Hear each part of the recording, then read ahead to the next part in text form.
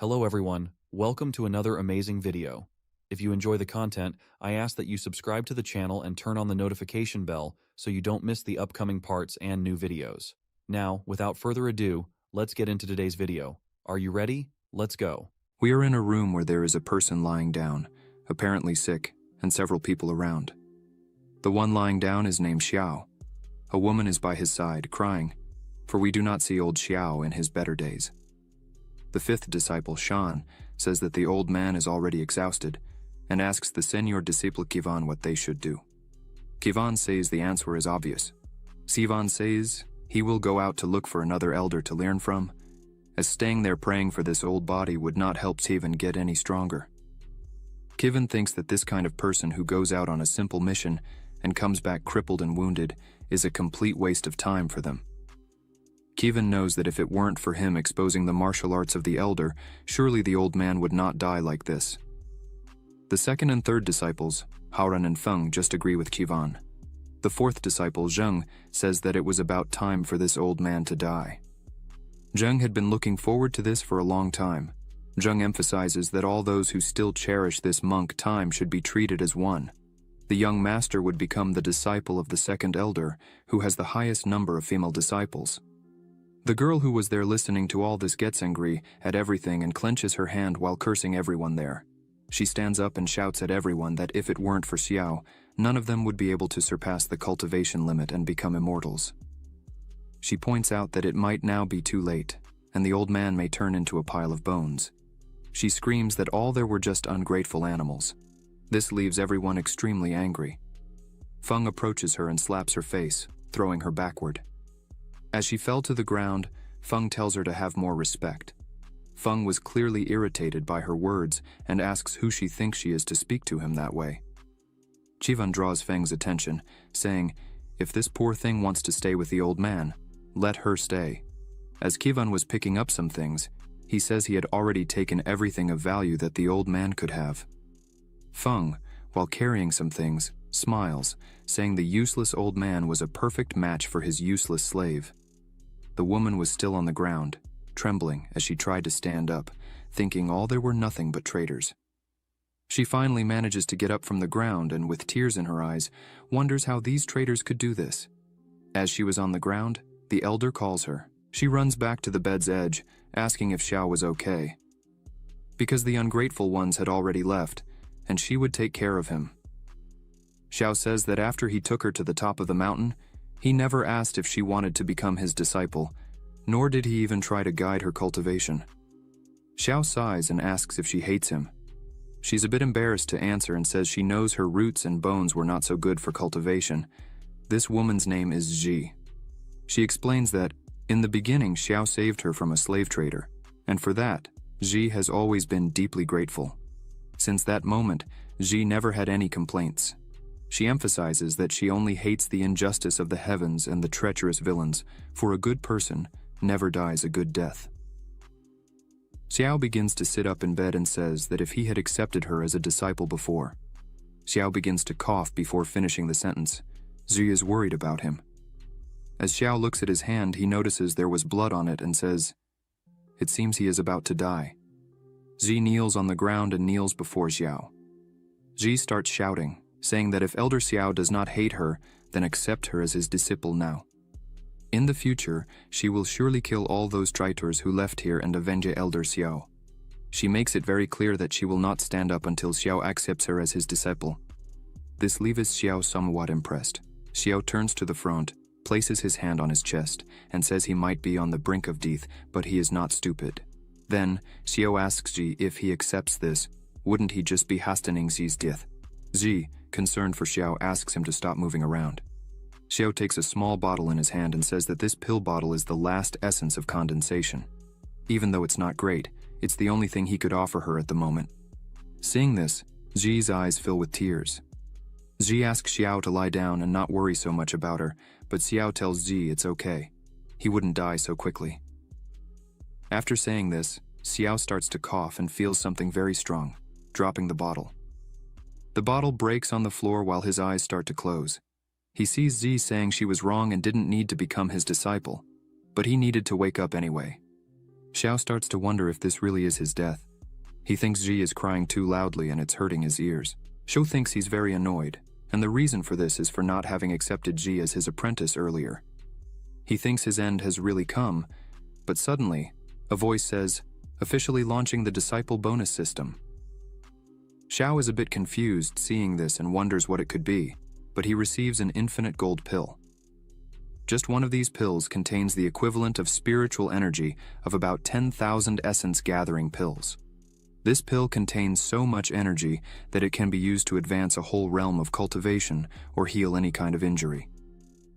Xiao takes the pill in his hand and rubs it on his face while crying, saying he's been in this world for 20 years since he crossed over, and finally, the hack has arrived.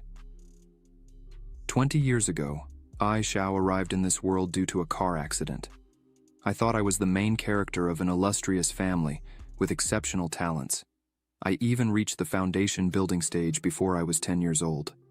But after I entered the Hongmeng sect, my cultivation stagnated, and I never made any progress again. I became the laughingstock of everyone.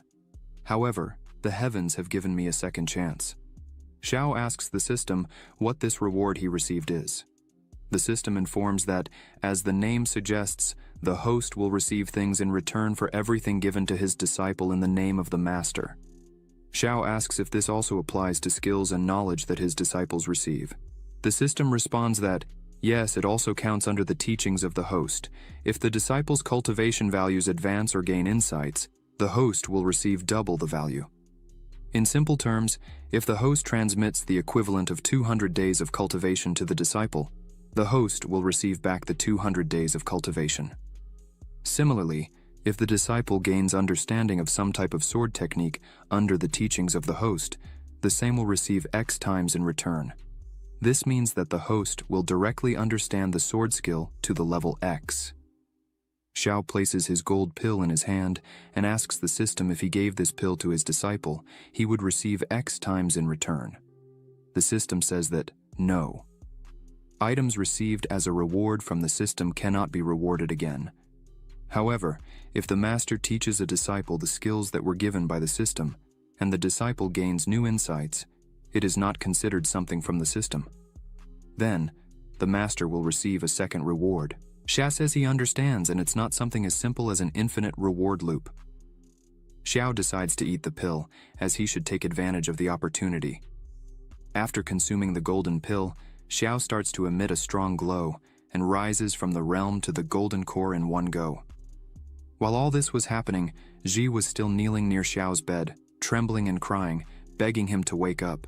She says in a trembling voice that she doesn't want anything else, not revenge, doesn't need to be his disciple, much less receive gifts like essence pills. Ji just wants her master to wake up. Suddenly, Xiao places his hand on Ji's head, saying she should remember the first thing her master will teach. Ji lifts her head, with her eyes full of tears, surprised by this. As soon as Ji looks at her master, she sees that he is completely fine. Xiao is physically healed, with a strong energy coming out of his body. He tells Ji that if she has enemies, she should seek revenge and face everyone with ferocity, and the revenge should be doubly severe. Meanwhile, in another location, Feng knelt before a man, pleading for him to take him as his disciple and offering all of Xiao's secret martial arts in exchange. This place where Feng was is the Hongmeng sect, 6th peak. The man took the scroll offered to him by Feng and remarked that Xiao had indeed made an excellent disciple. The man pointed out that Xiao, who once was the star of the Hongmeng sect and considered himself unparalleled, ended up in such a state. It's unfortunate. This man is the elder of the 6th peak and head of the discipline hall, Wang Na.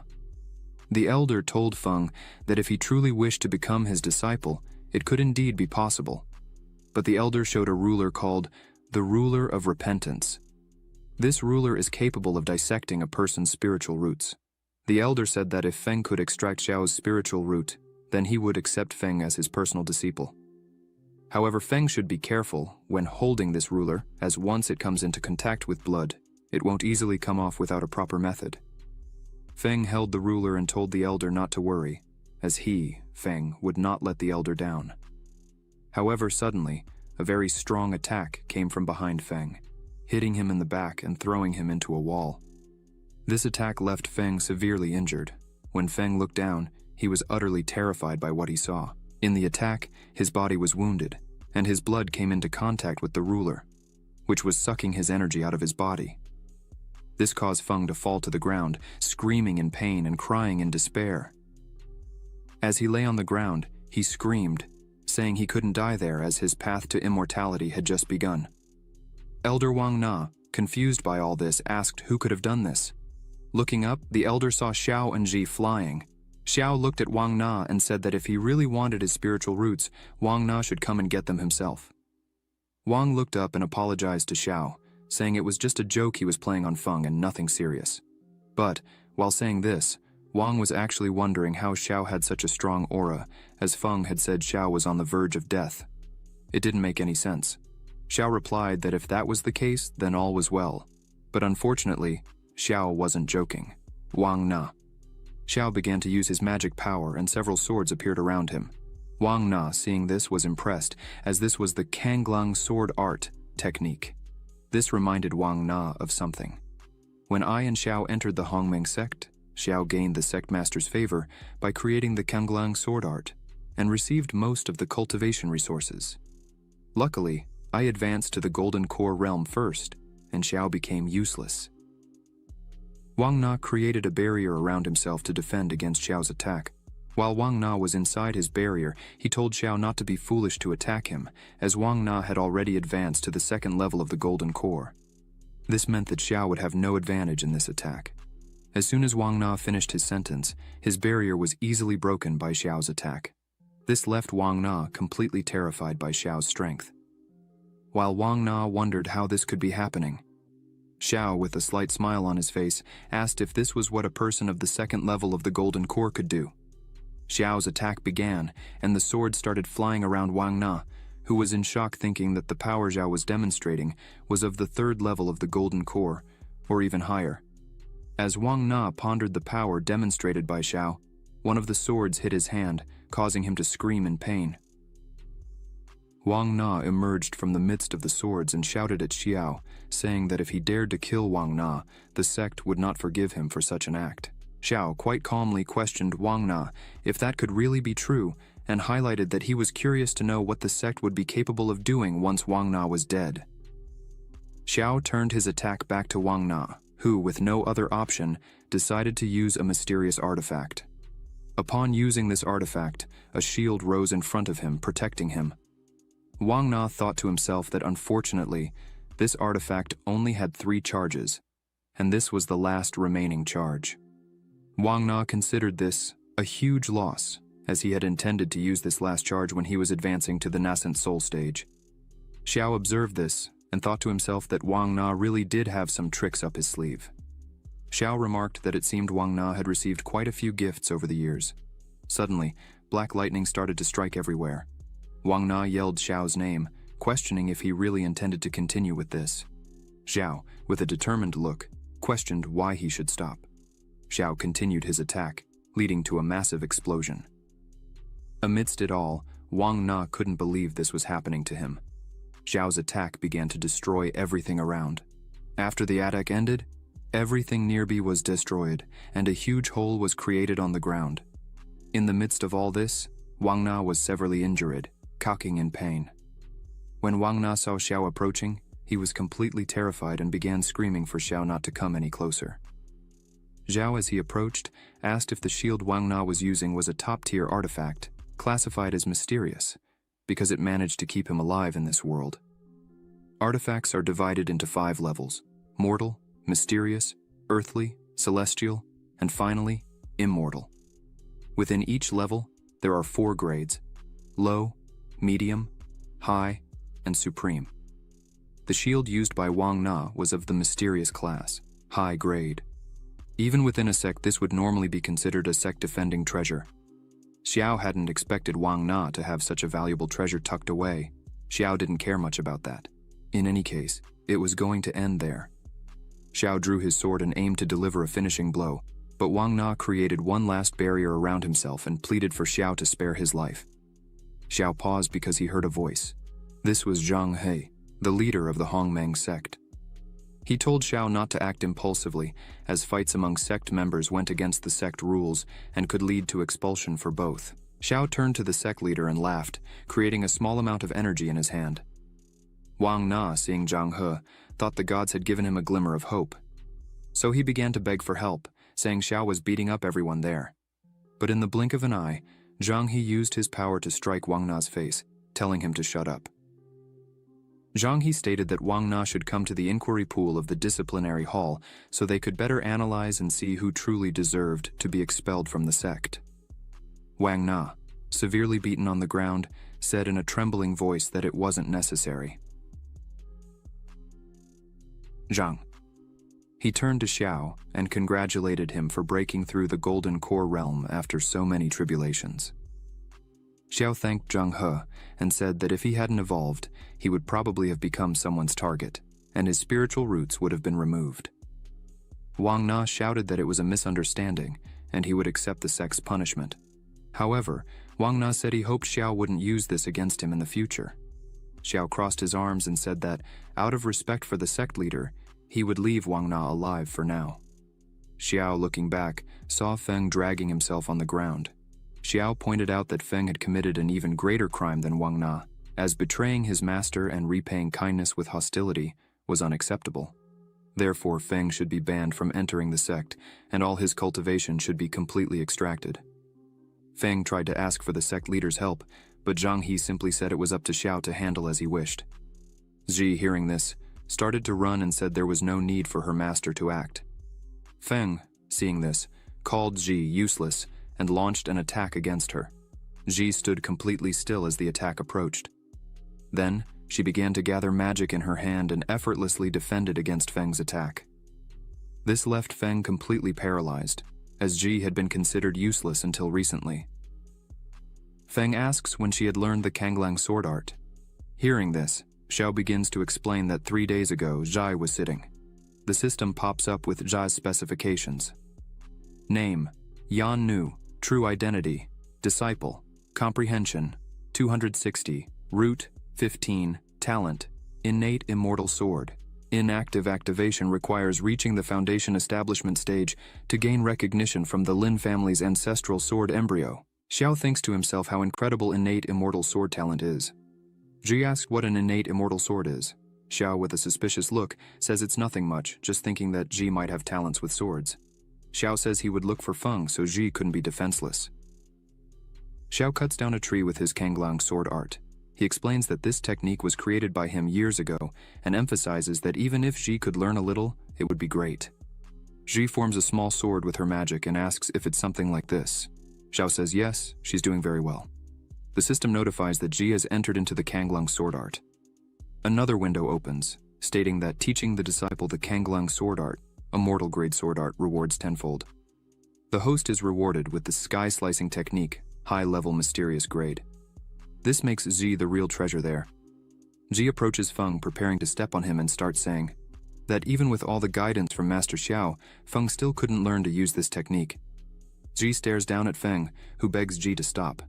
Then, she asks who the useless one is now and steps on his chest, causing Feng to scream in pain. Ji turns to her master Xiao, saying that the spiritual root of the traitor Feng has already been destroyed, and asks Xiao to verify. Xiao, looking at her, says, "She did a great job." Zhang He says that now Xiao has explained his punishment, it's Wang Na's turn to be punished. Zhang He asks to take Wang Na away to resolve the matter. Xiao turns to leader Zhang He and asks when Xiao said everything was finished. The leader Zhang He, a bit confused, asks Xiao what he's talking about, since a while ago, Xiao said he would spare Wang Na's life. As soon as Wang Na hears this, he gets up worried, asking what more Xiao wants from him. Xiao gives a slight smile, saying he indeed intends to leave Wang Na alive, but turns with a cold look and says he won't let Wang Na go just like that. Xiao says it will all depend on Elder. Wang Na's sincerity. Wang Na starts to smile and takes out a bag, saying all his treasures are inside. Then Wang Na offers the bag to Xiao, hoping it will be enough. Xiao uses his magic to quickly grab the bag, saying Elder Wang Na is a wise and truly enlightened person. Xiao thanks Wang Na for the gift, bids him farewell, and calls his disciple Ji to leave. As the two were leaving, Ji highly praises her master Xiao. who in turn says they would rest today, as tomorrow he himself would guide Xi's cultivation. Wang Na just watches all this. Leader Zhang he bids farewell to Wang Na and asks him to take care. Wang Na, with a battered face, is extremely annoyed with everything and thinks this won't end here. The next day, at the 7th peak, Xiao was checking what was in the bag he received from Wang Na. As Xiao looks through it, he sees there were a lot of things, even elixirs good for the Golden Core realm. Even though they were not of good quality, they would still serve. Xiao picks up 2 scrolls in his hand, one of mortal grade and the other of earth grade. Xiao thinks that this medium-grade primordial technique would be perfect for Xi to establish a foundation. Xiao looks over everything there and thinks that, amidst it all, the most valuable item would be this sword called the 5-element seal, earth grade, intermediate level. Xiao thinks none of it would be useful to him, as he needed nothing there. Then, Xiao decides to give everything to Xi, because when it comes to treasures, the system's rewards will always be better. Now that Xiao had looked through almost everything, only one thing remained: a small bag filled with high-level spiritual stones. Xiao thinks Wang Na must have mined a lot in recent days to have all this. Xiao thinks now it's all his, and he's rich. So maybe he'll create a small village one of these days. Xi arrives and knocks on the door, saying Xiao had told her to come in 2 hours for training. She asks if she can come in. Xiao says yes, asks Xi to sit with him. The cultivation realms for practitioners are postnatal, innate, qi refinement, foundation establishment, golden core, nascent soul, separation realm, integration realm, Mahayana realm, transcendental realm. Each realm is divided into 10 minor realms. The postnatal realm strengthens the blood energy to temper muscles, bones, and skin, enhancing physical strength and its quality. The innate realm fills the blood and qi to form internal energy, increasing the power of martial arts and physical defense up to the transcendental realm. Should you reach it, you may ascend to immortality, but this is only a level few have reached. Xiao and Xi sit opposite each other, touching hands. Xiao says he will start by teaching the primordial technique. He asks Xi to focus on comprehending with dedication. Zhi agrees, so they begin. While Xi is extremely focused, Xiao is guiding her, telling her what she should do. Xiao says to circulate the qi behind her body a few times to gain understanding. The system window pops up again with the same specifications as before. Xiao sees that Xi only has 15 spiritual roots, so Xiao asks the system what the score of an ordinary person would be. The system shows it's between 50 and 60 points. This explains why Xi easily learns techniques, but when it comes to cultivation, she has a lot of difficulty advancing. Xiao decides he himself will have to force qi for her to refine her essence and marrow. Xiao places his hand near Xi's head, and energy starts to envelop her, passing through her entire body. Xi opens her eye, and now she is at the 10th stage of the postnatal realm. Xi is very worried about Xiao and questions him, asking why he did this, as providing qi directly like this can be extremely costly. It might cause the person to lose cultivation, regress realms, and even injure the provider's body. Xiao places his hand on her head and tells her to be at ease, as her master is very well. The system pops up for Xiao, notifying that he sent 100 days of cultivation to his disciple, and thanks to this, he gained 500 days of cultivation. Xiao, seeing this, thinks he's actually much better off than before. Xiao gives a bag full of riches to Xi, saying all this was a gift from him to her, as before he didn't have much to offer, but now he can provide good things. Xi, seeing this, becomes extremely happy, as she had never received such treatment before. The system shows Xiao gave Xi a 3rd-grade Huan pill and 10 2nd-grade pills. Then, he will receive 15 times this. The system shows he received a 4th-grade Huan pill. Xi thanks her master Xiao again for having saved her life in the past and now teaching her for the future. She says she will serve him at any time he needs. The system shows again that Xiao gave 17 martial arts to Xi, then received 20 times reward for this. Xiao obtained a celestial grade, supreme ranked 1,000-mile sword art. Xiao tells Xi not to be so modest with him, as everything that's his is also hers. Xiao asks Xi to train carefully today. After she has managed to absorb this, he will give her more than qi directly for her cultivation. Xi is surprised, as there will be next times.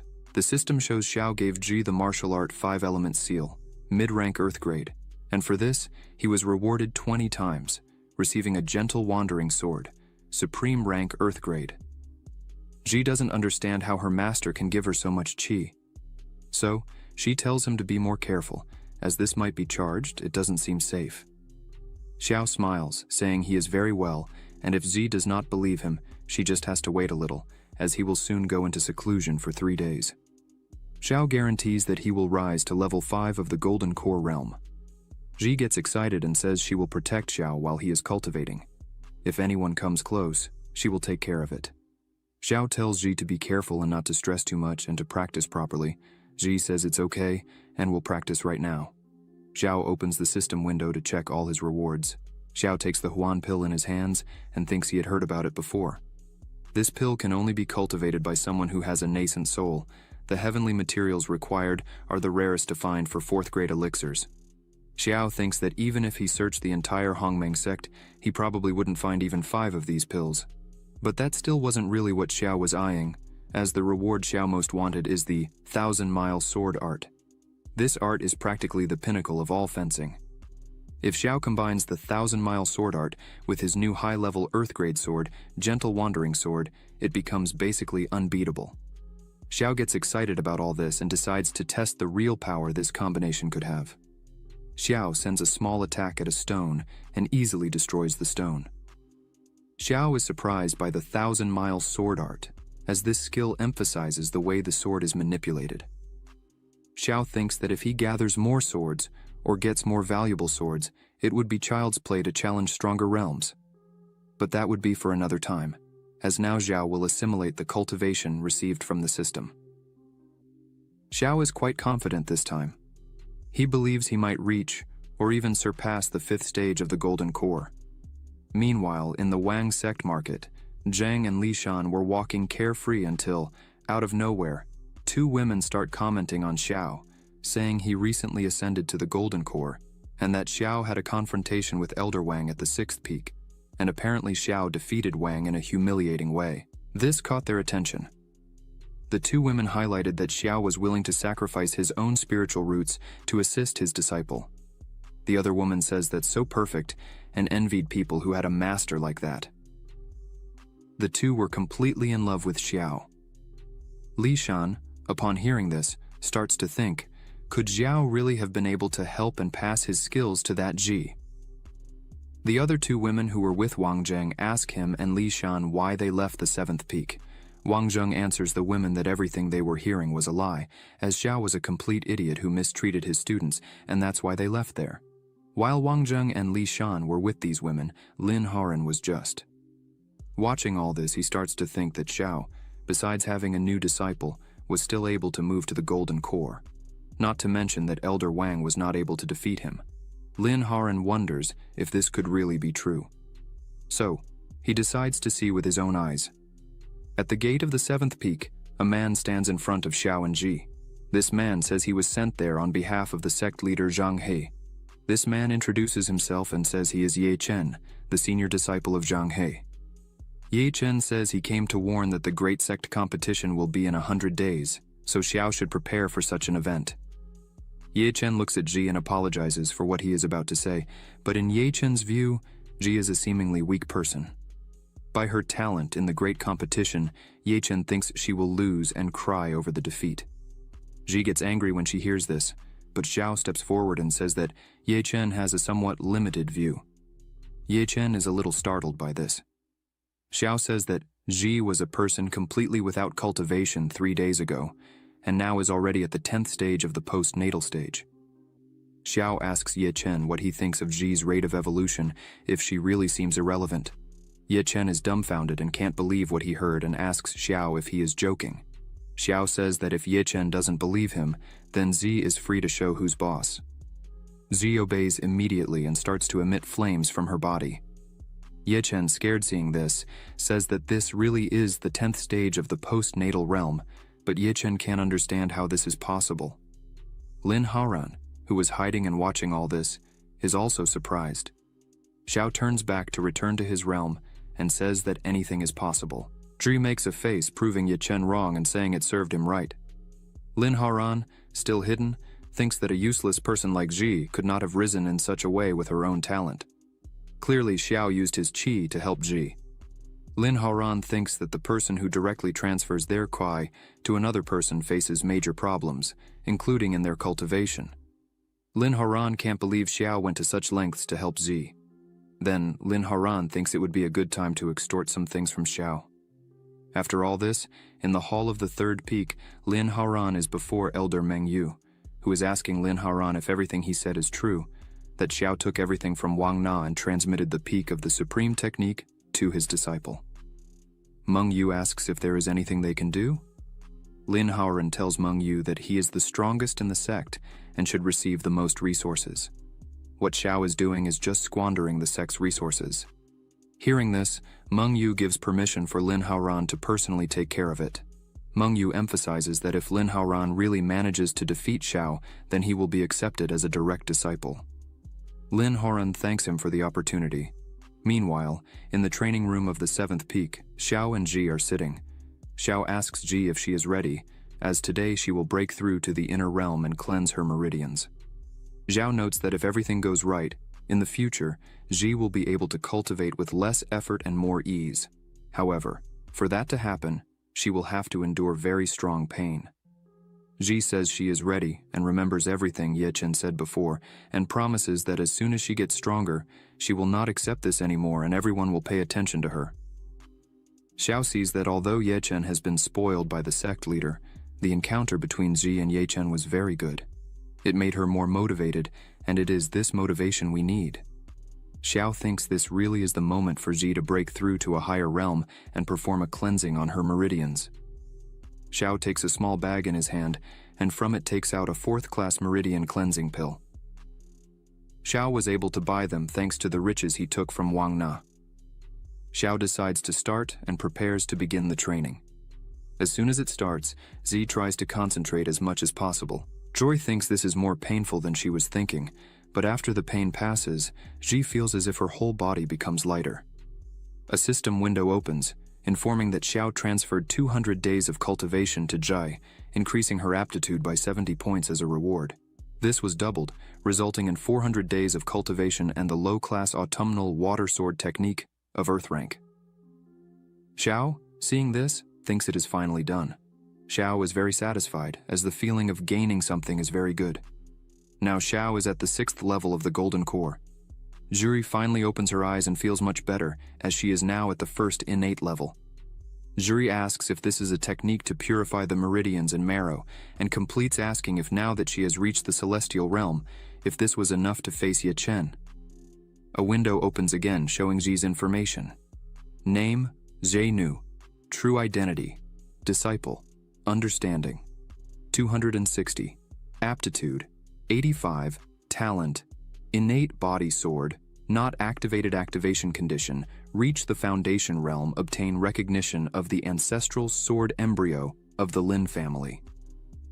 Xiao laughs and touches Zhi's face, telling her to be brave and take Ye Chen down. If Zhi defeats Ye Chen, Xiao promises to take her to the World Genius Challenge. Zhi is extremely happy with this, asking if she really can do all this. Suddenly, someone starts knocking on the door, leaving Zhi and Xiao surprised. This person calls for Xiao, saying that one of his disciples had been seriously injured while collecting medicinal herbs for his treatment, and asks Xiao to come outside to take a look. Xiao, already suspicious, decides to follow. As he was leaving, Zhi was just wondering who it could be and if her master really had other students besides her. As soon as Xiao opens the door, Zhi is surprised to see Lin Haoran lying on the ground. Lin Haoran, with a trembling voice, calls for his master, referring to Xiao, and says that unfortunately, he is still weak because he managed to recover only one blood dragon plant, and asks Xiao to take the plant. Zhi screams furiously that Lin Haoran is just a traitor who swore loyalty to the third peak and asks what he is doing there. Lin Haoran, still lying on the ground, tries to explain with a still trembling voice, saying it's just a misunderstanding and the only reason Lin Haoran entered the third peak was to get this life-saving plant for his master. The disciples of the Third Peak's elder Meng Yu say that Lin Haoran almost died to get this plant and doesn't need to speak to him in that way. Meng Yu adds, saying that for 3 consecutive days Lin Haoran had kneeled asking Meng Yu for help, and this moved Meng Yu. Zhi doesn't accept any of these words, saying they are just distorting the truth. It's clear that Lin Haoran betrayed Xiao and is now trying to navigate the situation with this ridiculous act. Xiao asks Ji to calm down and leave this matter to him. Xiao asks Lin Haoran why he is there if he had already sworn loyalty to the Third Peak's elder. Xiao smiles with a cold expression and asks if Lin Haoran really wants to return to his side. Lin Haoran kneels in front of Xiao, saying he recognizes the weight of his sins, and for having betrayed his master, he is unworthy. However, Lin Haoran begs for forgiveness and asks that Xiao accept this blood dragon herb. The disciples of Meng Yu, watching this scene from afar, start to think that Xiao is very healthy and doesn't need this herb. Another disciple says that Lin Haoran's talent is deteriorating, and if he doesn't get a Class 4 pill, his future in cultivation will be very bleak. The two look at Xiao, saying it's good he has such a pill in reserve. Because of him, Lin Haoran was harmed. Lin Haoran looks back with a smile on his face, saying that's not true. Xiao, hearing all this, seems to have an idea and says he really was in need of that herb to help his health and asks Zi to confirm. She immediately hugs Xiao, saying it's all true. Lately, Xiao has been very weak. The 4 seeing this are shocked. Lin Haoran gets a bit irritated with all this and wonders when Xiao became such a liar. Even though Lin Haoran needs to get this pill by any means to not be a loser. Lin Haoran goes back to his act and says that Xiao should take this plant and use it, because it wouldn't be right for someone as unworthy as Lin Haoran to continue with such a plant. Xiao, in the blink of an eye, takes the plant from Lin Haoran's hand and goes back to Zi, saying everything is resolved and they would have chicken stew for dinner. Zi doesn't understand anything that's happening. A system window notifies that Xiao gave Zi a first-class plant blood dragon herb, and with that, he received 5 times more in a second-class blood dragon plant. Lin Haoran starts coughing and says he is happy if he can help his master. The 2 disciples of Meng Yu hold him. One of them says that Lin Haoran put his own cultivation at risk to help his master, even though Xiao didn't return the favor. They ask Meng Yu to defend Lin Haoran. Meng Yu says to Xiao that human lives are at stake, and as representatives of the sect, they could not just stand by watching this. Meng Yu emphasizes that if these news spread, the 7th Peak would still be able to get disciples in the future. Xiao stops in front of everyone, saying there's no need to hurry. Then, Xiao approaches Lin Haoran, saying that since the 2 had a relationship of student and master, he could not stand there watching Lin Haoran die. Xiao emphasizes that he has a small concern because as Lin Haoran had many offenses in the 7th Peak, Xiao fears that his body might not withstand the pressure of the pill. So, Xiao offers to cleanse his meridians. Meng Yu, seeing this, thinks that Xiao values talent highly. Meng Yu believes that Xiao indeed intends to pass on his skills to his students, and if he does this frequently, then there must be some technique Xiao uses to minimize the side effects. Therefore, Meng Yu should pay close attention to everything. Xiao touches Lin Haoran's neck, saying that he risked his life for Xiao, so Xiao could not just leave him in this state. Xiao holds Lin Haoran's hand, and energy begins to glow, leaving Lin Haoran a bit frightened by everything. After a few seconds, Lin Haoran starts to feel a lot of pain, and his mouth foams. Meng Yu's 2 disciples look at this and wonder how the cultivation of the disciples turned so tragic. Meng Yu tells them to pay more attention, as they were just treating the hardships that Master Lin Haoran went through. Lin Haoran realizes that Xiao wasn't passing his skills to him, but was instead taking his cultivation energy and destroying his meridians. Lin Haoran was trying to scream for help but couldn't speak, as Xiao, by touching his neck, used a technique that left him voiceless. Lin Haoran realized he was doomed if this continued. Meanwhile, Meng Yu finds everything natural, saying that Lin Haoran was doing a great job. After the process, Lin Haoran falls completely destroyed on the ground. Xiao says that he finished applying an extremely powerful technique to heal Lin Haoran's entire body. But because his cultivation was very low, he might not withstand it. Xiao asks Meng Yu to take Lin Haoran back and let him rest. Xiao leans on Ji, saying that he is a bit tired because he used a lot of his own energy and needs to rest a bit. Meng Yu starts to laugh, thinking that he couldn't understand exactly the technique used by Xiao, but clearly, his aura is considerably lower. This means that it's a great time to try. Meng Yu jumps to attack Xiao. Ji screams for him to be careful. But Xiao smiles, as he was prepared for this. Then, he quickly turns around and easily defends against the attack. Xiao, smiling, asks how Meng Yu had the courage to use such a situation to attack a weak individual like Xiao, who just helped a man on the brink of death. Meng Yu, seeing this, is shocked by the situation and wonders if this was really a favorable time and how Xiao has such strong energy. Xiao uses his energy and throws Meng Yu away. Meng Yu falls to the ground. His disciples run to help him. Xiao turns around as if nothing had happened and calls Jie to cook a chicken. She, as always, is excited, agrees, and begins to prepare with Xiao. Lin Haran wakes up and screams, asking what the two were waiting for to act. The two look at each other and prepare for battle. One of them takes some hidden items that Meng Yu had won during one of his travels. This can be controlled through a special technique. It disappears into the air without leaving any scent, a completely invisible attack. No one was able to counteract this before they came to the 7th peak. Meng Yu gave this to him and made clear how to use it if it came to this point. Then, he launches it towards Xiao. However, Xiao dodges as if it were nothing, making it seem like a joke. The item hits the door and starts to corrode. Xiao, looking at this, thinks that it really is something different.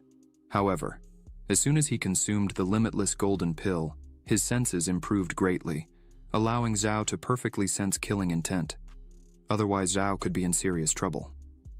Now, Zhao looks at the two who didn't understand how Zhao had dodged the attack, but it didn't matter, as they were going to continue attacking. Zhao tells Ji to use the Kanglang sword technique, target southeast. Zi summons her sword and prepares for the attack. With a simple movement, she defends against the attack. Ji is astonished by what she did. A system window appears, saying that a reward was given. C. 0 stone. Detected that the disciple, under the guidance of the master, comprehended the intent of the Kanglang sword. First stage, reward tripled. Obtain the Dragon Spirit Armor, Earth category, intermediate class. Xiao looks at Ji and thinks he had expected this. Ji's innate body sword she learned recently, although she is already able to understand the sword intent. Meng Yu's two disciples are completely astonished by this, for even over the nascent soul realm, even the realm gathering separation would not be able to detect this attack. They ask who the hell Zai is. Lin Horan, crawling on the ground, screams that he needs to get out of there quickly. Zai notices this and, looking at Lin Horan, who had betrayed his master and harmed his ancestors, how Lin Horan had the courage to try to harm his master. Now, hearing this, Lin Horan gets scared. Zai jumps with her sword and says it's unforgivable. Lin Horan tries to flee, but Zai's attack hits him with great force. Lin Horan falls completely defeated on the ground, saying with his trembling voice that this could not be happening. One of the disciples tells him not to approach. Master Meng Yu says it will not end like this, for Xiao harmed their companion. The sect master will not let this pass. The other disciple says they should not fear Zi, for they are in the foundation stage and another in the golden core, and Ji was just in innate cultivation. However, the other disciple points behind Ji, saying they were not seeing what was really there. When they look, Xiao is with a bloodthirsty look. Xiao touches Ji's shoulder, but she tells Xiao not to worry and rest, for she would take care of everything for him. But Xiao says he wanted to teach Ji something, and, with the same look, says that sometimes dying is more convenient than living. The two start to stutter, asking what Xiao was thinking of doing, and ask him not to approach any further. Xiao, while walking directly towards them, asks if they are regretting their actions. Unfortunately, it's too late now. A few hours later, in front of the secte leader, Xiao reports the whole occurrence, saying that Meng Yu, along with a traitor from the sect, came to provoke without any reason. And to protect his and his disciples' integrity, Xiao and Ji killed Lin Haoran and crippled the cultivation of 2 disciples from the 3rd peak. With all this, Xiao hopes the sect leader understands and does not try to punish the 7th peak for it. Leader Zhang, he just looks at all this. Zhang He says that, although the traitor is dead, there may still be remnants. The leader emphasizes that repeatedly violating the sect rules cannot be forgotten. Several times, Xiao lowers his head and says the leader is correct, and he, Xiao, respectfully follows the sect leader's instructions. Meng Yu stands up and says the leader is being biased towards Xiao, for clearly he is distorting the real facts, talking nonsense. Meng Yu says he went to the 7th peak with good intentions, and Xiao killed one of his disciples, breaking the sect rules, and this should be punished with expulsion. Xiao responds that it was not quite a visit, as he had already taken Lin Haran as one of his disciples. Meng Yu should be responsible for Lin Haran's life and death. Xiao asks what the purpose was in taking him to the 7th peak. Xiao completes saying that visits do not need prior preparations and throws the needles used in the attack. Xiao asks Meng Yu if he thinks he can easily deceive the sect leader like this. Meng Yu, stuttering, tells Xiao not to make false claims like that. Leader Zhang. He slams his hand on his chair, showing he was annoyed with all this. He emphasizes that it really is unusual to see Meng Yu defending the sect rules like this. The leader says that since Meng Yu started all this, they should let Meng Yu set an example by voluntarily losing his cultivation according to the sect rules. Meng Yu, upon hearing this, kneels down again, begging for mercy. Zhang. He stands up and says, "That's enough. This matter would end here. As punishment for Meng Yu's behavior, he should undergo 3 months of physical penance and 1 month of reflection facing the cliff, and there will be no further discussion." Xiao thanks, saying the sect leader is very wise. The guards arrive to take Meng Yu, who is disbelieving to this point. While being taken away, Meng Yu looks at Xiao and says he would take revenge no matter the cost. While all this was happening, Ji was training seriously in the 7th Peak's training hall. Xiao opens the door and asks how Zi's comprehension was going, but as soon as he opens the door, she gets startled and quickly gets up, starting to run around Xiao, apologizing for having acted that way with the traitor. And if the sect leader had applied any punishment, she would take full responsibility. Xiao calms her down, saying that it was nonsense in her head. She wasn't at fault for anything, and she should be more at ease, for Xiao would protect her from everything and everyone. No one would be able to harm her. Xiao touches Ji on the shoulder and tells her to remember these words well. From today onwards, whether it's traitors, gods, Buddhas, emperors, or ministers, if anyone dares to offend Ji or Xiao, he himself would retaliate. All this leaves Ji with a face red from excitement. Xiao says that even if the sky falls, he will still be by Ji's side to protect her. Ji starts to cry and falls to her knees, showing gratitude. Seeing this, Xiao asks what she was doing. Xiao lifts Ji up and asks her to simply say if she wants to say something. Zi says there are some things she feels should not be hidden from Xiao. Zi says her real name is Linji, and she is the daughter of the Lin family, the rulers of the Southwest. Xiao is surprised by this, as the Lin family was a recognized martial arts family in the Southwest. Xiao thinks that 10 years ago something happened, and everyone was annihilated overnight. Ji, with her eyes full of tears, begins to explain that 10 years ago, the Lin family discovered a huge spiritual stone vein on their territory, and this was a great breakthrough. The abundance of spiritual stone resources was enough to establish a power similar to the Hongmeng sect overnight. Ji's father, who was the head of the Lin family at the time, immediately ordered that this matter should not be disclosed, fearing it would attract disaster. However, Ji's uncle, driven by selfish motives, sold this information to the Luoyun sect because he was dissatisfied with the distribution of mineral resources by Ji's father. Ji's uncle wanted to be the head of the family, and, since they didn't let him do such a thing, then he sold the information wishing that everyone would die, to take advantage of the spiritual mine. The Luoyun sect murdered more than 100 members of Ji's family. The Lin family survived only under her father's protection. Ji was able to survive by a stroke of luck. When Zi managed to escape from all that, she encountered bandits on the way who robbed her of all her money and sold her to slavers. Zi says fortunately her master Xiao found her, otherwise Ji can't even imagine where she would be at this moment. Hearing this, Xiao burst into tears, saying he had no idea that his disciple's life was so miserable. Now it's clear why Ji hates traitors. Her seriousness is justified. Xiao grabs Ji by the arm, saying they would go down the mountain. Ji asks why they would do that and where they would go. Xiao says Ji begged Xiao to be her master, and out of respect for that, he should avenge everything. Xiao looks into Ji's eyes and smiles, saying that as her master, he would go with her to the Luo Yun sect to avenge everyone with their own hands. Ji starts to cry again upon hearing this. Ji runs and hugs Xiao, saying she just wanted to see him live a peaceful life and, if necessary, she would spend the rest of her life kneeling just to fulfill that. Xiao tries to calm her down, saying she doesn't need to say those words at the moment. They must head for the peak. The future is limitless. Xiao calls Ji to leave, and she agrees. In the middle of the forest outside the city, two people were fighting when suddenly another person arrives there. These two people are Bai Luori and Lingqing Xuan.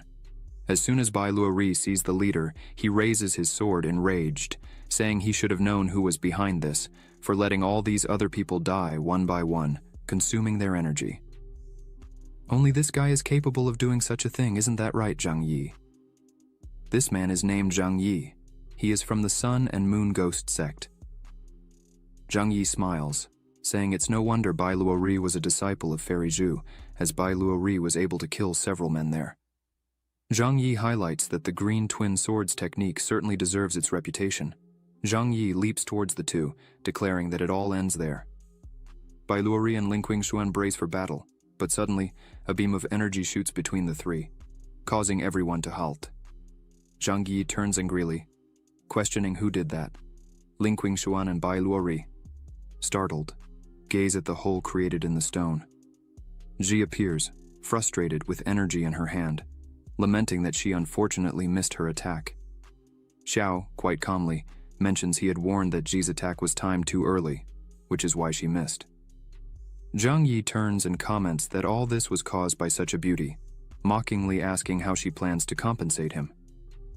Ji dislikes Zhang Yi's tone and declares his arrogance warrants death. Ji advances on Zhang Yi, but with a simple move Zhang Yi disarms Ji, telling her that her master should have advised her against such actions if she's not strong enough. Lingqing Xuan and Bai Luori, witnessing this, shout for Ji to be careful, concerned for her, but Ji is entirely focused on her task and tells Zhang Yi that the only thing her master taught her was not to pity fools like Zhang Yi. Then Ji uses her magic and a glow forms behind Zhang Yi, and before he can react, several swords strike him from behind, causing Zhang Yi to scream in pain. Ji takes Zhang Yi's Qiankun bag and brings it to Xiao, noting it contains nothing of great value, just some spiritual stones and elixirs. Xiao suggests she should just keep the bag. Lingqing Xuan and Bai Luori approach Ji and Xiao, thanking them for their help. They introduce themselves as students of Elder Zhu Xuan from the Hongmeng sect and inquire about their names. Xiao introduces himself, pleased to meet them, as Elder Xiao of the 7th Peak, and introduces Ji as his student. Lingqing Xuan and Bai Luori are surprised to meet Xiao and express their gratitude again. Xiao dismisses the formalities and inquires why they were in such a remote location fighting against the Sun and Moon. Ghost Sect. Bai Luori explains that the Ghost Sect has always harbored resentment towards the Hongmeng sect. Some members even relish in killing monks, and the prior conflict was over this plant, the colorless grass of 1,000 years low grass. This plant comes in 5 quality levels: low, human, mystic, earthly, celestial, and immortal. Among them are 4 grades: inferior, medium, superior, and absolute. Bai Luori mentions that although this plant serves merely as a base for creating foundation stage pills, they are still highly valuable. He emphasizes the rarity of these plants. This one, for instance, was unexpectedly found at an auction due to leaked information. The leaked monetary information drew Zhang Yi's attention, leading to them being followed. Out of respect and gratitude, Bai Luori offers the plant to Xiao, stating that if he hadn't arrived in time, the plant would surely have been stolen by the Ghost Sect. Seeing this, Xiao remarks that Bai Luori would likely use this herb to refine foundation stage pills, significantly increasing the chance of success in the foundation stage. Xiao questions Bai Luori if he truly wishes to give it to him. Lingqing Xuan and Bai Luori gaze intently at Xiao. Then Bai Luori responds that his master always taught them to be thankful for generosity and always avenge their enemies.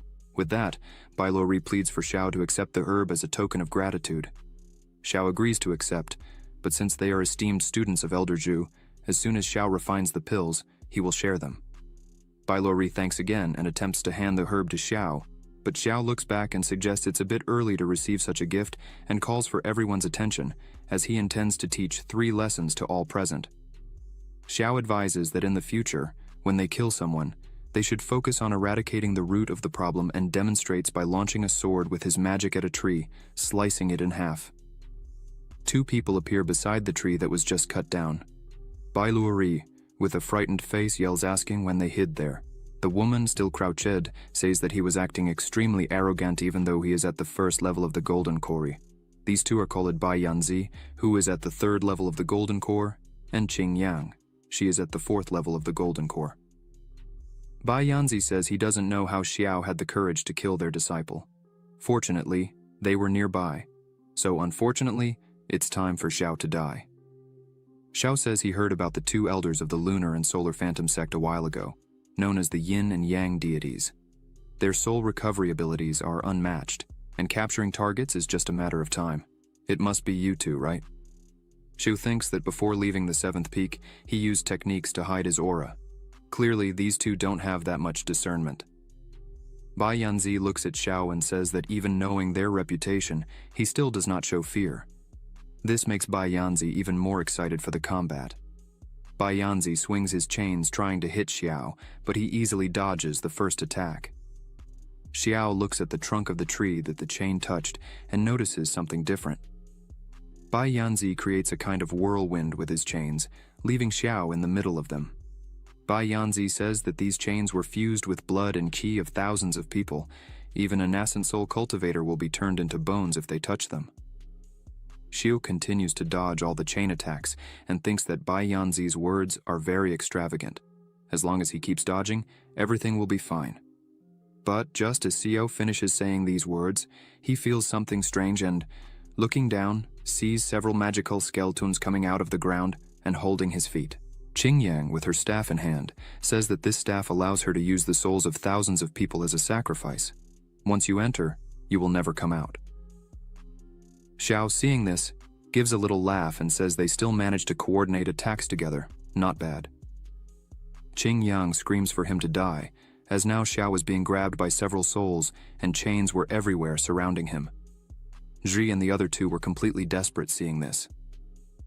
Xiao closes his eyes, and a second later several magical swords appear around him. Xiao launches them towards the 2.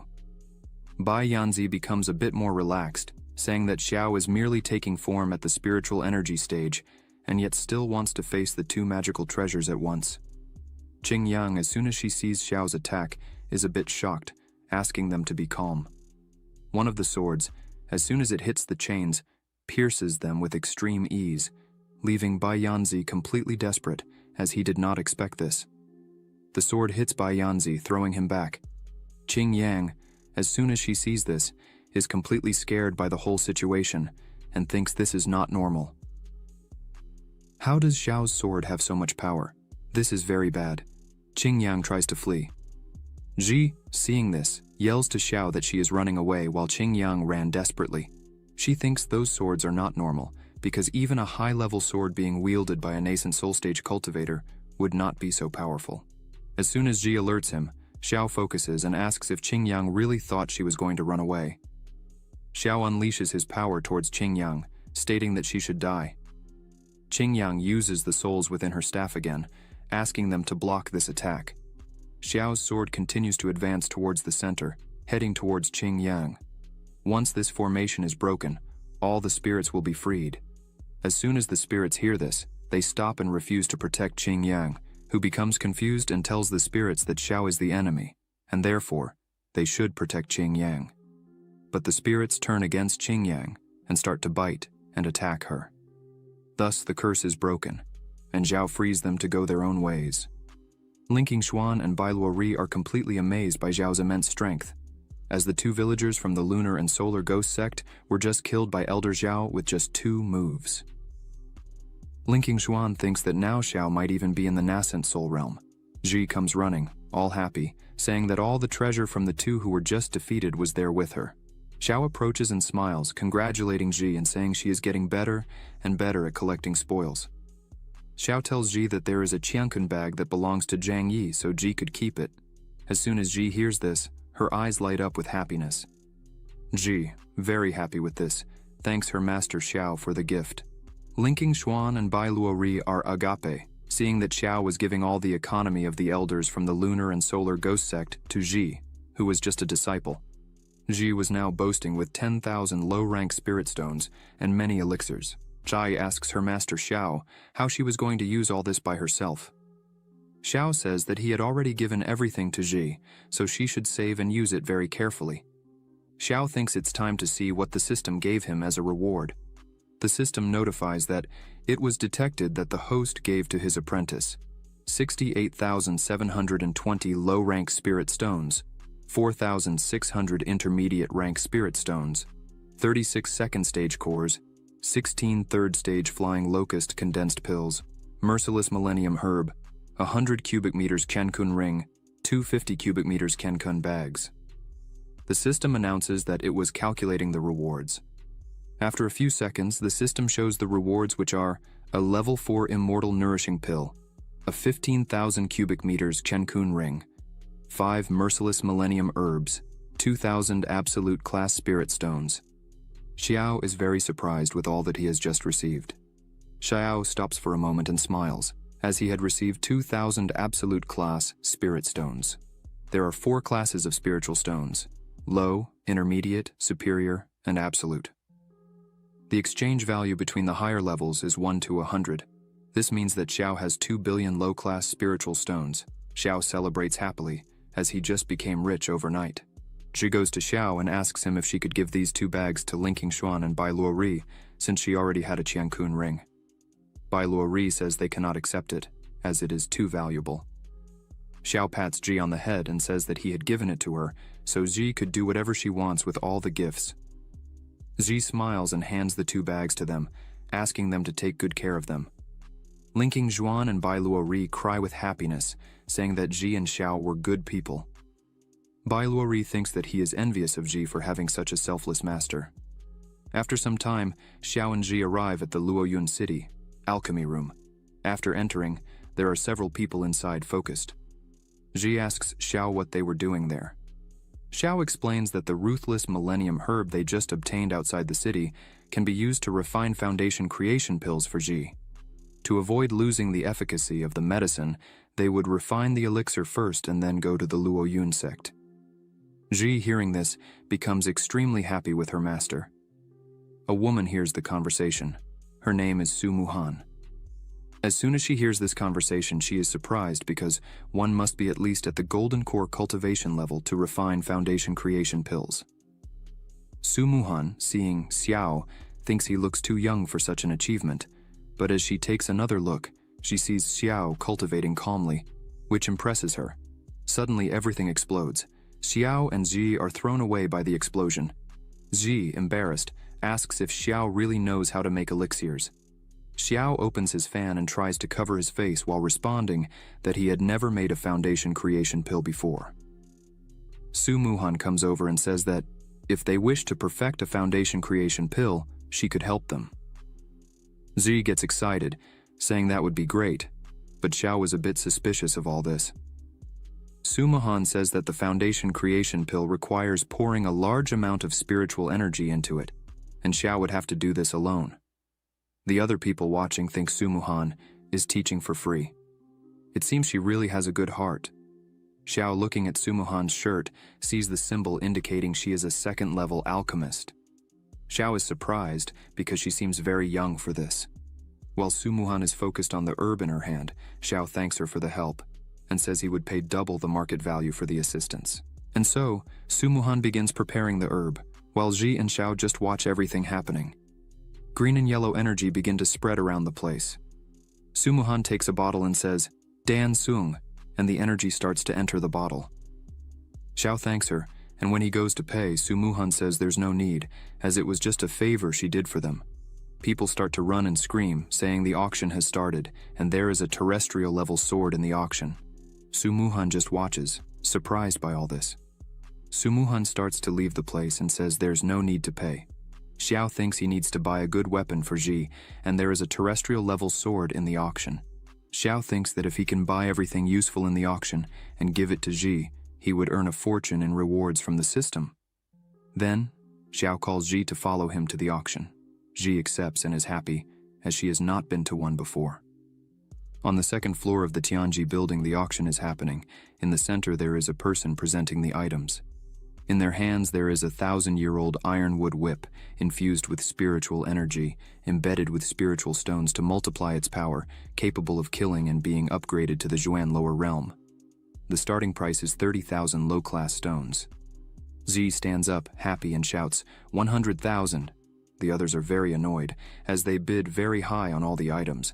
Normal people can't keep up with all this money. Su Muhan, watching this, just stays silent. The presenter announces a superior class melted core fire lotus. The presenter says that after testing, the quality of this lotus is exceptional, and for this reason, the starting price is 1 million low-class spiritual stones. Su Muhan, all shy, thinks this is her only chance to get the melted core lotus, but Z, not caring about anything, stands up again, all happy, saying she offers 2 million. Su Muhan just fills her eyes with tears and is disbelieving. The other people say they can't cover that value, and it was over. It was expected that the rich would take it again. The presenter hits the gavel, saying it was sold to Xiao for 2 million. Xiao, with his money bag, starts to think, who was the crazy one who said money wouldn't bring happiness? Z just looks at Xiao. The presenter brings the lotus to Xiao's table, congratulating him on the acquisition. Z is impressed by the beauty of the lotus. Su Muhan, looking at them, wonders if they really will buy everything there. Su Muhan starts to feel a bit sad, because she really needed the melted core, and was thinking of asking Xiao to let her keep it. But Su Muhan was afraid of the response she might get from Xiao. However, she gathers courage and approaches Xiao's table, calling out to him. Ji, upon seeing Su Muhan, becomes joyful and asks if she wasn't the alchemist from earlier. But Su Muhan does not respond and simply kneels in front of Xiao, saying her father was a martial artist but had gone too far, and thus she needs the help of the fire lotus. Then, Su Muhan begs Xiao to sell her the fire lotus, emphasizing that she would repay the favor by working hard for Xiao. Ji, moved by this, asks her master. Xiao says that now the lotus belongs to Ji, so she could do whatever she wants with it.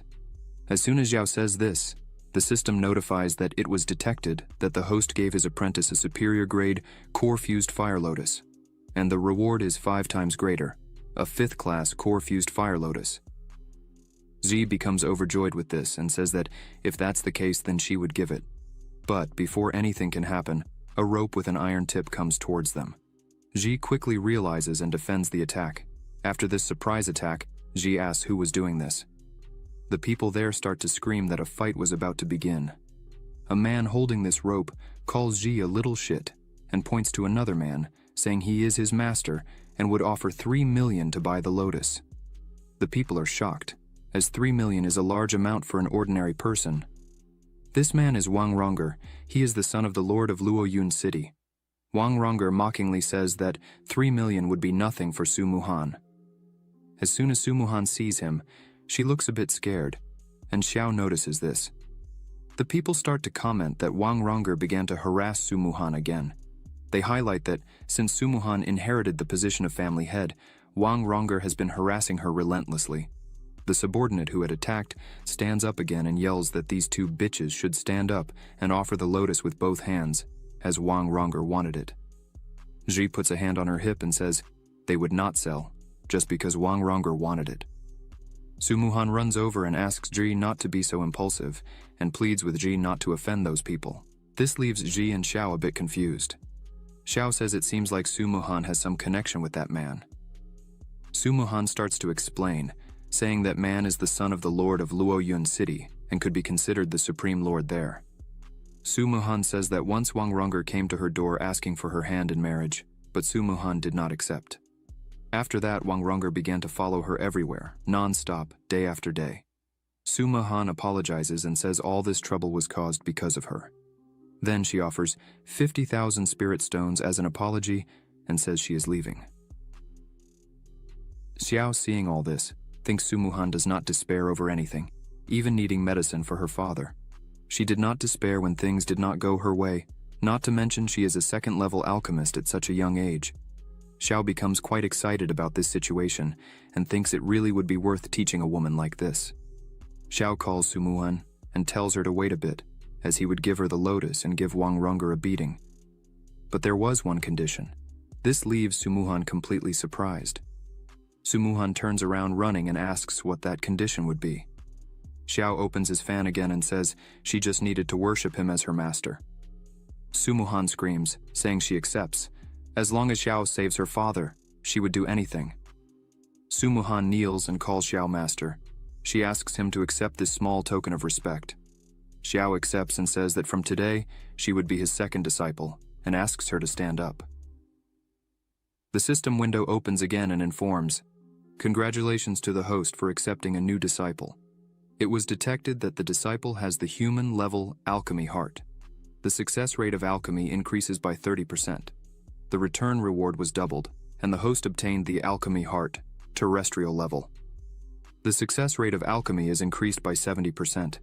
The information of the disciple Su Muhan was scanned and is being opened in the information panel. Name, Su Muhan. Identity, true second disciple. Understanding 60. Aptitude, 50. Talent, human-level alchemy heart, upgradable. Requirement, elixir improvement." Xiao, seeing all this, is a bit surprised. He just laments the fact that Su Muhan's aptitude and understanding are somewhat average.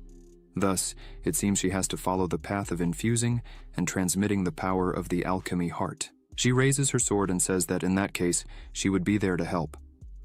Xiao tells Ji to kill everyone there for him. Ji, without hesitation, agrees and attacks everyone there. The man who had attacked before thinks Ji is just a show-off and prepares to attack again.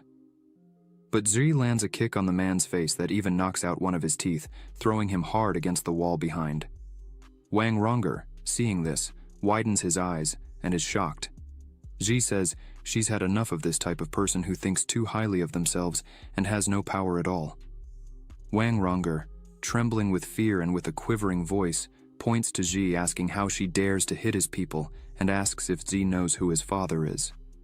Ji charges at Wang Rongger, saying it doesn't matter who his father is, she would beat him up just the same, until his father can no longer recognize him. Wang Rongger starts crying and tells Ji to leave and yells that if something happens to him, his father would not let her go unpunished. But suddenly, someone appears between the two and stops Ji's attack. She's a bit surprised, as she hadn't noticed this man was there. Xiao just watches all this. This man is called Nameless. He is Wang Rongger's bodyguard who is currently at the nascent soul level. Wang Rongger begins to smirk and mockingly says, "They were not brave, so why don't they continue like this?"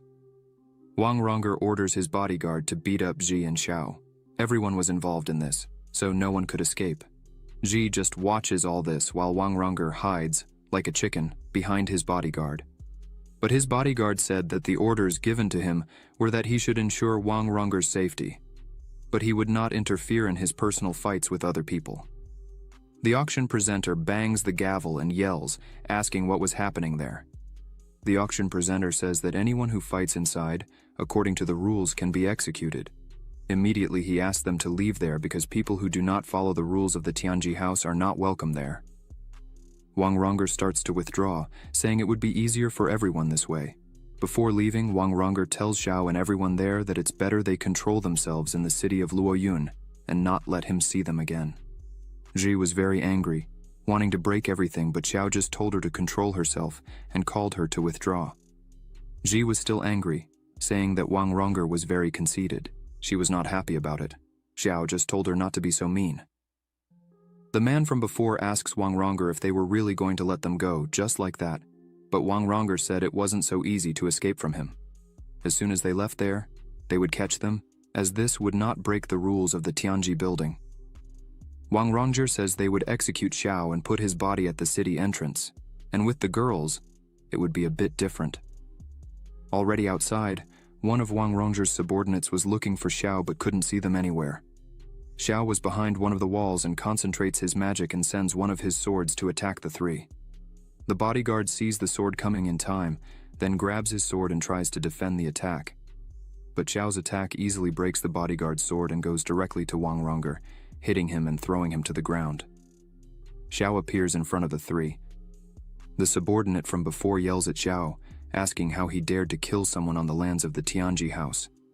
Xiao, very calmly, tells them not to be so foolish, as Xiao had waited for them to leave the Tianji house to kill him. Thus, he hadn't broken any of the rules there. This leaves the subordinate without answers.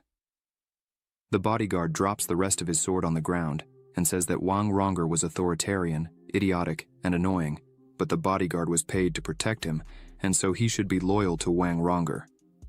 This means that if someone kills the person he was protecting, he should take the head of the perpetrator. Otherwise, the Wang family would hunt him to the ends of the earth. Then, the bodyguard prepares to fight. Xiao just offers a small smile on his face. Xiao begins to float, surrounded by his swords, and says that the bodyguard's sword is completely destroyed, and yet he wants to fight him. The bodyguard starts to grow scales on his body, saying he has beast blood, so his body is harder than a simple sword. Using a sword for him means nothing. It's just a matter of coexistence. Xiao, still very calm, looking at that, asks if he really thinks so. Xiao says he would love to test the strength of that, and launches his swords towards the bodyguard. The bodyguard catches the swords with his hand and breaks them in the middle, saying that was useless. Xiao remains calm and smiling, and asks if really not one of the 7 swords would be useful. A sword appears behind the bodyguard, leaving him surprised. He tries to catch the sword with his hand. Energy begins to fly everywhere while the bodyguard holds it and screams. Xiao calls his sword back and says that even though he caught the sword, his hand seemed quite injured. Xiao asks how he plans to defend the next sword and attacks again. The bodyguard says that indeed Xiao's technique is without a doubt impressive, but his beast blood allows him to heal quickly. Thus, his hand begins to heal and change shape, which leaves Xiao a bit apprehensive. The bodyguard manages to catch the sword again with his hand. As he holds it, he looks at Xiao and says that just the swords wouldn't be enough to kill him. But the bodyguard thinks that the power of Xiao's sword is really out of the ordinary, because, just by holding a sword, the bodyguard almost exhausted all his strength. If Xiao launches one more of those swords, the bodyguard would be in trouble. The bodyguard looks at Xiao and says that apparently Xiao was already at his limit of strength. Xiao, looking at that, thinks what the bodyguard said is really true. The ordinary magic swords don't have much effect on him. However, this melted core fire lotus that Xiao had obtained from the system is cultivated by absorbing the purest fire element from the world and is perfect for refining weapons. Xiao takes this moment to refine his equipment, and thus, a huge golden sword appears in front of him. Xiao says that this sword is extraordinarily dominant. Just by looking at it, Xiao is extremely happy. Xiao picks up the sword in his hand, very happy, and names it Happiness Fire. Xiao returns to the battle and launches his sword, telling the bodyguard to have a lot of fun with his arrogant friend. The bodyguard tries to defend with his arm, and as soon as the sword hits, he feels enormous pain. His arm is all cut up and smoke coming out of his body. The bodyguard, confused, wonders what kind of fire element that is and thinks this is not good. The bodyguard starts to concentrate and creates an energy barrier around himself while Xiao's swords were on their way, surrounding him. The bodyguard thinks that this shield he created won't last long. Looking at Xiao, the bodyguard thinks he definitely won't be able to face Xiao. If it continues like this, he would surely die. Xiao, seeing the bodyguard in trouble, says he still hadn't finished. Then, the sword that was in the bodyguard's hand starts to tremble and releases from the bodyguard's hand, breaking the barrier from inside out with extreme ease. Suddenly, all the swords are upon the bodyguard, and he can do nothing more. The bodyguard accepts defeat, lowers his head, and tells Xiao that he would accept anything. Xiao could kill him or damage his cultivation if he wished. Xiao just smiles and calls all his swords back to himself. The bodyguard, seeing this, does not understand why Xiao was sparing his life. Xiao says that if the bodyguard feels comfortable admitting defeat, then he would spare his life. Xiao thinks the bodyguard is a bit arrogant, but is a truly strong man with a strong determination. Xiao turns and begins to walk away, saying his name is Xiao, and that if one day the bodyguard wants to seek revenge, it would be a pleasure to fight him again. Xiao turns and says, however, that once a bodyguard fails in his mission, someone would come to collect that debt. Thus, the bodyguard should try to survive. This leaves the bodyguard completely scared. Xiao joins Ji and Su Muhan and says they would now go after Su Muhan's father to help him. Su Muhan thanks him, and Ji is all happy, saying how amazing Xiao is. The bodyguard watching the three leave thinks that Xiao is so young and has so many achievements, which is really something extraordinary to see. The bodyguard begins to retreat and thinks that if he survives the Wang family's hunt, he definitely wants to meet Xiao again. After some time, they arrive at the mansion. Su Ji, seeing this huge house, says that Su Muhan seems to come from a very wealthy family. Ji says that in her father's time, the Su mansion was indeed prosperous. But since Su Muhan took over as the family representative, the Su mansion has been declining day by day. Now it is far from what it used to be. Su Muhan says Xiao should not have killed Wang Rong'er because his father, Wang Cheng, besides being the city lord, is also an elder of the Luo Yun sect. Su Muhan says that in the past, Wang Cheng followed the current sect leader in several dangerous situations, thus, they have a very close relationship. By provoking him, probably in the future, Xiao would have trouble. Ji gets angry and says that if Wang Cheng were to come after them, she herself would make sure Wang Cheng would not return, as the Luo Yun sect was her main goal from the start. Su Muhan is happy and opens the door for them to enter. As soon as they open the door, they see a man sitting there. This man is named Su Hongyuan. He is Su Muhan's second uncle. As soon as she opens the door, he shouts her name and punches the chair. Her uncle calls her unworthy and asks how she dares to return there, leaving Su Muhan a bit surprised. Su Muhan asks why her uncle was there, and all the clan elders were also present. Ji is already a bit apprehensive about all this. Xiao is already on alert, as he noticed these guys were not friendly. A woman points her finger at Su Muhan, and begins to say that Su Muhan should not even dare to ask that, because if they had not come there, they would never know that the Su family had been sold by Su Muhan herself. This woman is Su Muhan's third aunt, named Su Runyue. She asks Su Muhan how she dared to take advantage of her older brother's great injury to take advantage of the Su family's property in the Celestial Destiny Pavilion. Su Muhan says it's not like that. She did not do this for any profit, but rather to buy the lotus and save her father's life. Her aunt asks where this lotus she claims to have bought is. Su Muhan takes the lotus out of her bag and shows it, saying she was completely happy to have gotten this lotus. Her uncle stands up and tries to forcefully take the lotus from Su Muhan. He is currently at the 6th level of the Golden Core. In terms of strength, Su Muhan turns around, scared, shouting for her uncle to stop, but before Su Muhan could see, Xiao steps in front of her with all his swords pointed at them and says he wanted to see who there would dare to touch a hair on Su Muhan. As soon as Su Hongyuan sees all of Xiao's power, he thinks it is something out of the ordinary, and clearly the power difference between them was glaring.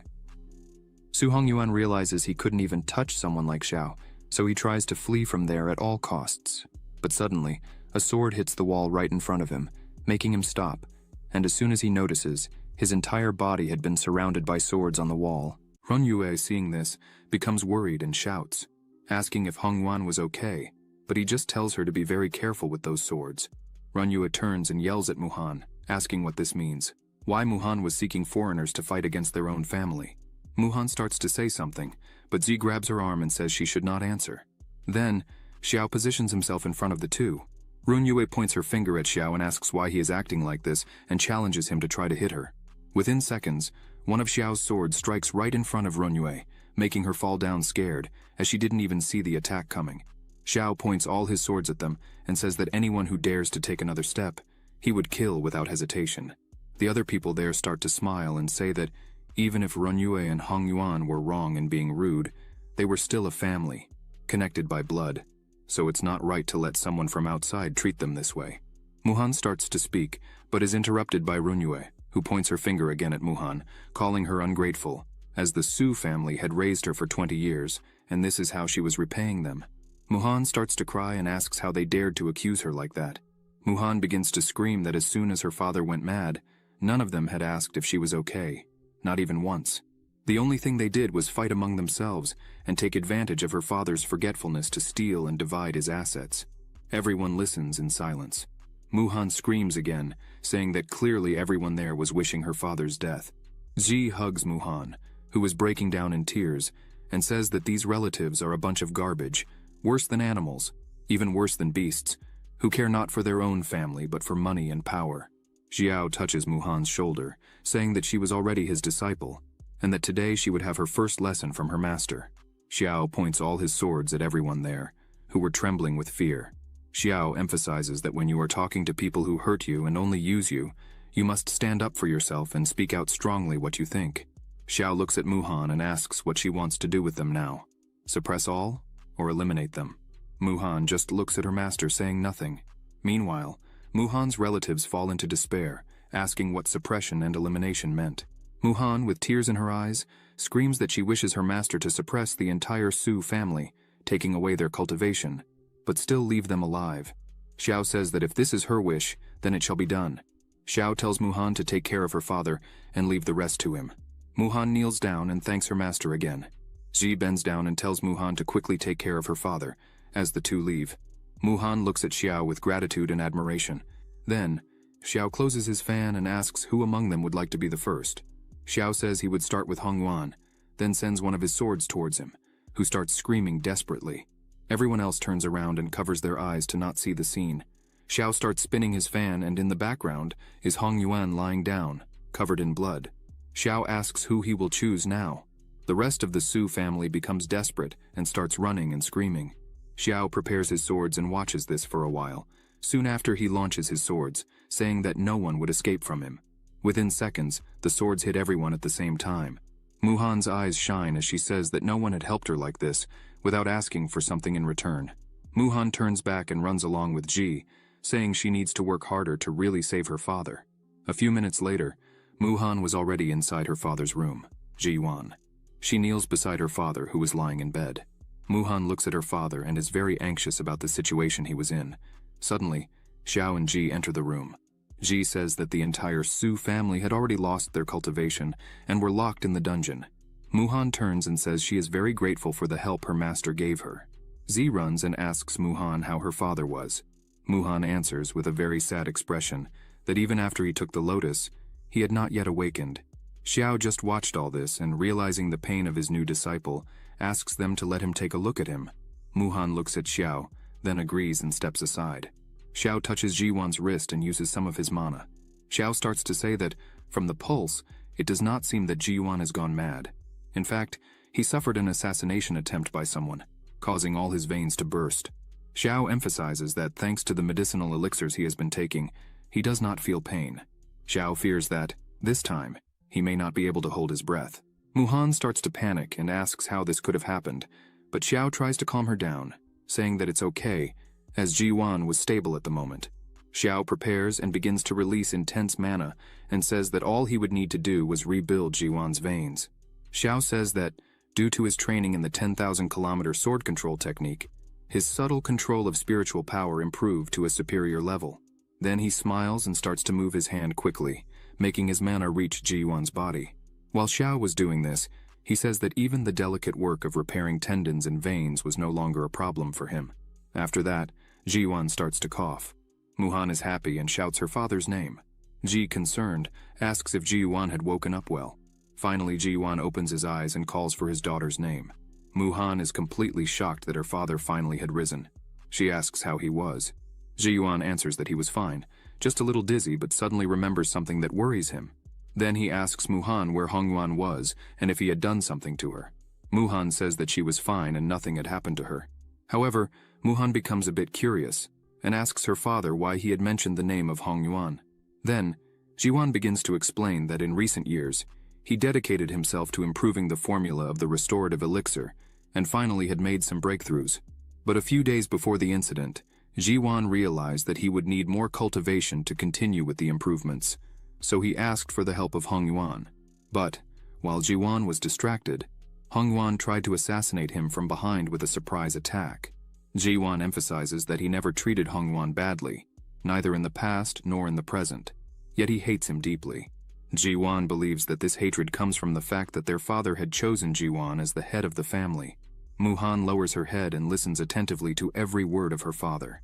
After he finishes talking, Muhan slams the bed with hatred and says that it really was her uncle Hong Yuan.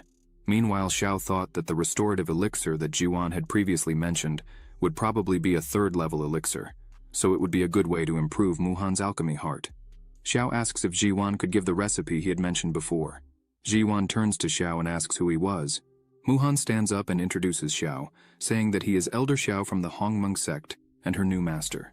Muhan emphasizes that it was thanks to Xiao that she was able to wake him up. Jiwan and Xiao shake hands. Jiwan thanks Xiao for saving both Muhan and himself. Jiwan says he is very happy to know that his daughter is having such an opportunity. Jiwan stands up and taps on a wall twice, and a drawer comes out with the recipe inside. Muhan is impressed and asks when her father had installed this in his room. Jiwan smiles and says that it is quite old, as he used to use it to keep loans. Jiwan turns to Xiao and says that this is the recipe of his life and his family, but since Xiao had saved him and Muhan, then Xiao could have it if he wants. Xiao accepts the formula and upon reading, asks if Jiwan really had not been able to finish it. Jiwan lowers his head and says that unfortunately, no, he was very close to achieving it. But the wretch of his brother Hong Yuan interrupted him. Xiao says it doesn't matter, because there is no serious problem with the formula, as they only needed to add a bit of yellow field herb. At that moment, it clicks in Muhan's head. She thinks that's really what was missing, the yellow field herb. How had she not thought of this before? The system opens and informs that, under the host's guidance, the disciple successfully understood the improved formula of the second level. Advanced recovery pill, and her talent, alchemy heart, was elevated to the mysterious level. After elevating the reward tenfold, the host's talent, alchemy heart, was elevated to the celestial level. At the celestial level, the success rate of the pills was increased by 99%, and the formula's compression increased by 30%. Xiao looks at this and thinks that the formula's compression index was increased by 30%, and that is the reason why Xiao started to have new ideas about many of the formulas he had obtained in the past. Jiwan takes Muhan's hand and says he can't even imagine what she went through having to take on everything alone for so long. Muhan says that it was what she was supposed to do, but unfortunately, she was not a good daughter to earn money. So, to maintain her father's medicine, she had to mortgage the family pharmacy, and thanks to this, it's possible that the Su family may not survive. Suddenly, Xiao says he has an idea, and this catches the attention of Muhan and Jiwan. Xiao throws a bag of money to them, saying that he could also recover the entire elixir store. Xiao says his plan is to recruit some alchemy apprentices, and that they would sign a lifelong contract with all of them so they would make pills and elixirs. However, there would be a condition that they do not reveal the formula. Jiwan, Muhan, and Ji just look at Xiao completely lost. Xiao continues to explain that if the apprentice refuses, then they would sign a non-competition agreement, and with that, they could not make the formula Xiao gave to them. Otherwise, Xiao would have to adopt a mean doctor stance and settle it another way. Xiao looks with a cold gaze and thinks that soon everyone would know how powerful they were. Xiao turns and says they can't waste more time. Then, he asks Muhan to make some pills and elixirs. Meanwhile, he and Zi would take care of Hong Yuan.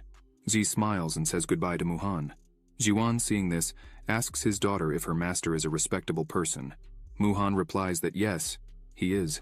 In the dungeon, Hong Yuan was chained and trembling with fear, asking what they were going to do. Xiao just smiles and tells Ji to hurry up, as if she can't control the key of her sword. They won't get out of there. Zi concentrates a lot, and swords start to form one by one, until she reaches 10,000 swords. This is called Wanli sword. Around Zi there were many swords, all pointed at Hong Yuan, who was lying on the ground, trembling with fear of all this.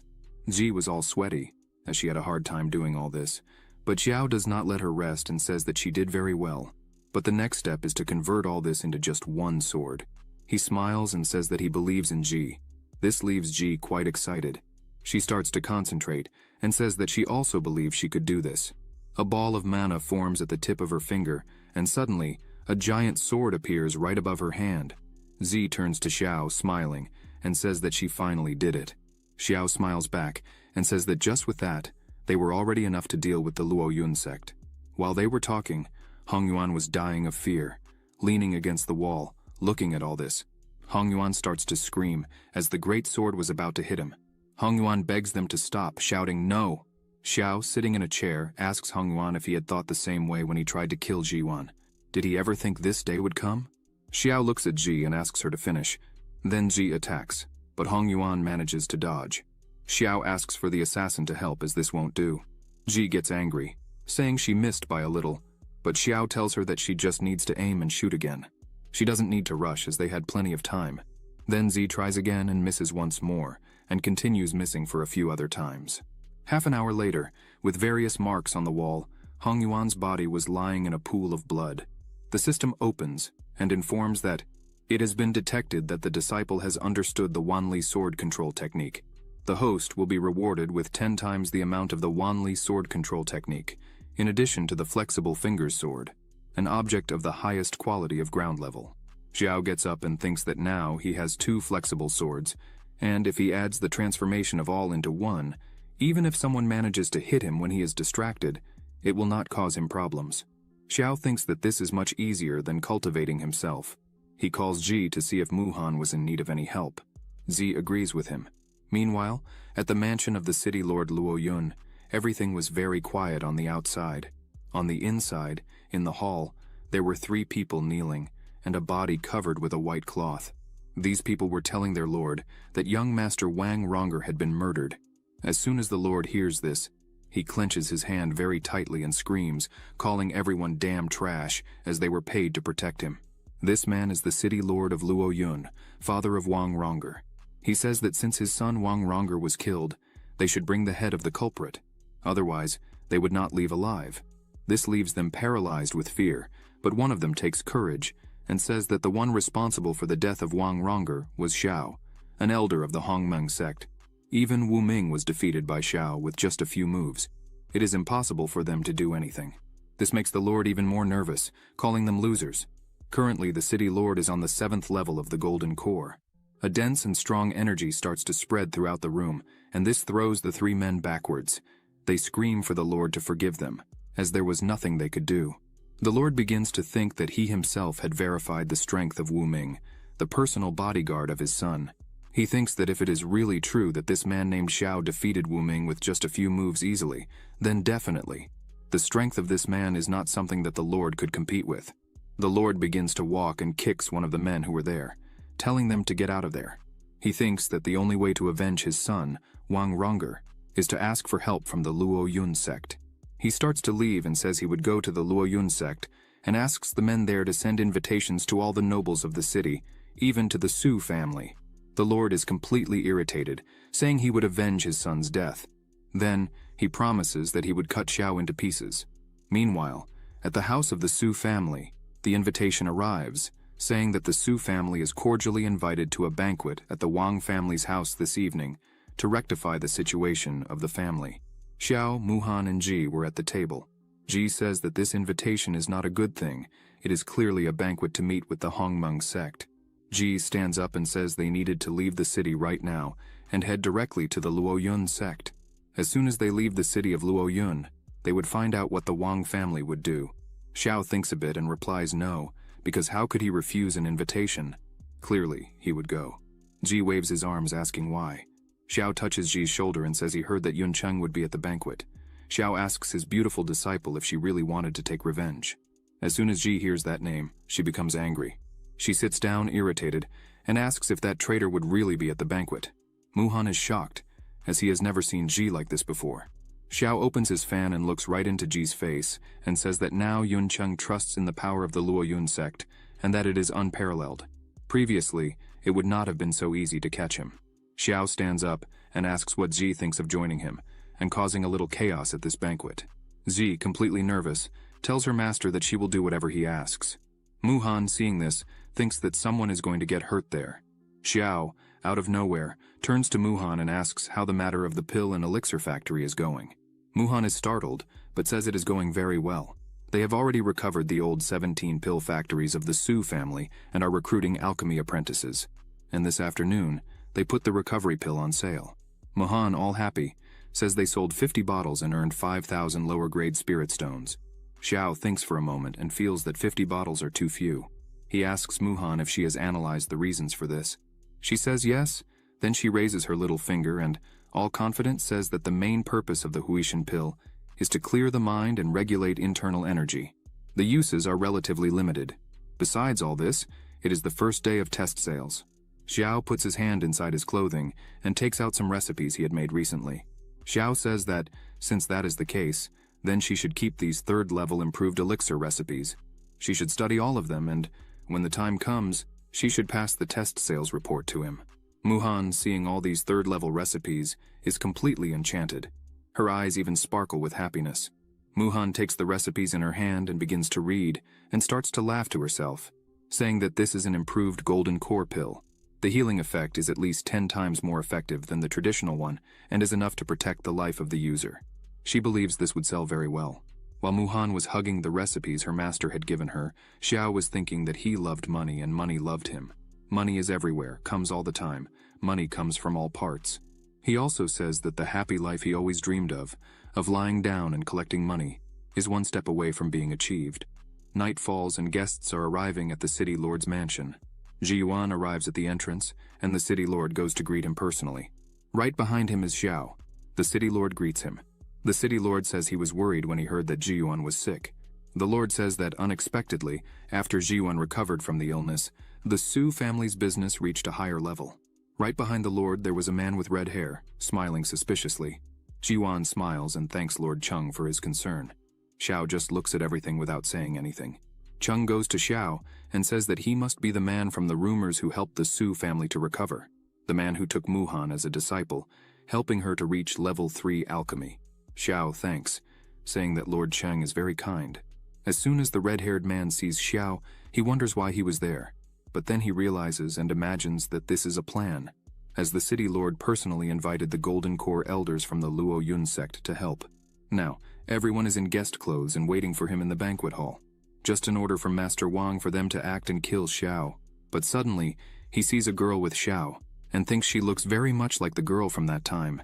But he thinks it is impossible to be the same, since he himself had seen Lin Gu's men throw Ji off the cliff. Chung calls them to enter, as the banquet was about to start. Chung says he heard that Xiao had already conquered the 5th level of the Golden Core at such a young age. Chung stands up and says that, in addition, Xiao has 2 promising disciples in his hand, and a great future ahead of Xiao. The red-haired man agrees and says that the Su family is very lucky to have a person like Xiao being Miss Muhan's master. People around think Xiao really is a very talented person. But Xiao starts to laugh a lot and says he feels honored. At this point, Xiao was a little drunk. He turns another glass and says that in fact, there is a misunderstanding about his strength. Because in fact he was only at the 3rd level of the Golden Core, and the only reason it seems like he is at the 5th level of the Golden Core is... Z tries to stop him, but he shows one of his swords, saying that everything is thanks to this sword because he got it, and coincidentally, it is very powerful. He smiles again and says that if it weren't for this sword, he wouldn't dare to come down from the mountain. Muhan just looks at it, while Ji asks him to stop and not expose his treasure like that. What does he think he's doing? Chung says it's very kind of Xiao and asks his men to bring the gift, but in reality, Chung thinks he would have to go through a lot of trouble to check who Xiao really was. But apparently, he's just a fool. A chest is carried to the place, catching Xiao's attention, who wonders what it could be. Chung says that he has long admired young Master Xiao, and today he had prepared a particularly generous gift, hoping to become friends with Xiao. As soon as it is opened, there are several spirit stones inside. As soon as Xiao sees all these stones, he runs off with his eyes shining, saying there were so many. Ji tries to stop him, but there's no time. Xiao starts to throw them in the air, hug them, and do everything with the stones, saying they should have bought some things for the sect and other things for themselves, but they ended up spending tens of millions of stones at once. Xiao points out that he was worried about what he would say to the sect when he returned. Then, he thanks Mr. Chung once more, but Chung says that in fact, it is an honor for him to be able to help Mr. Xiao. Chung thinks Xiao was from some secret family with immense wealth, but apparently he's just a sect's errand dog. Chung stands up and says that he heard from all over that Xiao was a great master. Then Chung proposes a fight, his disciple against one of his, just for them to have a little fun. Chung stretches out his hand and asks what Xiao thinks of this, and if he would accept the challenge. Xiao, sitting next to the chest, happy as can be, says there's no problem at all. Then, he asks Ji to fight. Ji, clearly annoyed, but respects her master and says she would fight. Chung says that Xiao is indeed quick. Then he applauds Xiao's choice. Chung says he wants to play a bit more, so he will raise the stakes. If Xiao wins, he would give 10 million more low-ranking stones and asks if Xiao would accept. Xiao, seeing this, is very tempted to accept, but he turns to Chung and asks if he should make a bet of equal value, because he didn't have a penny left. But Xiao had a great idea, so he calls his sword and says he would bet it. Chung says there would be no problem at all. Chung uses magic and creates a shield around the treasures of the bet. He says that, as it is a bet, no one should touch the objects until they know the results. Xiao says there's no problem with that. Then he hugs Muhan and tells Ji that everything is in her hands now, so she could not disgrace her master. Muhan asks Ji to be very careful. Ji says she's ready and asks them not to worry. Chung says Xiao He should fight first. He thinks Ji is just a fool, but he will play a bit with her to see what she could do. Then he takes his sword and says he's ready. The two face off and the contest begins. Ji starts attacking with her swords. Xiao He slams his sword on the ground to block the attack, but Ji's attack easily breaks Xiao He's sword, leaving him impressed and frightened. Ji stops her attack with 3 swords very close to Xiao He's throat. Then he sighs and admits defeat, and apologizes to his master. Xiao dies of laughter, saying they couldn't even receive a simple attack from his disciple. They are too weak. The others there don't like much what Xiao says and think it's very rude, but they try to overlook it, as Xiao was just a drunk. The man with red hair, who is Yuncheng, looks at this and doesn't like what he sees, thinking he would give just a bit more time to this spoiled brat, because they would see later. Chung says there are no problems.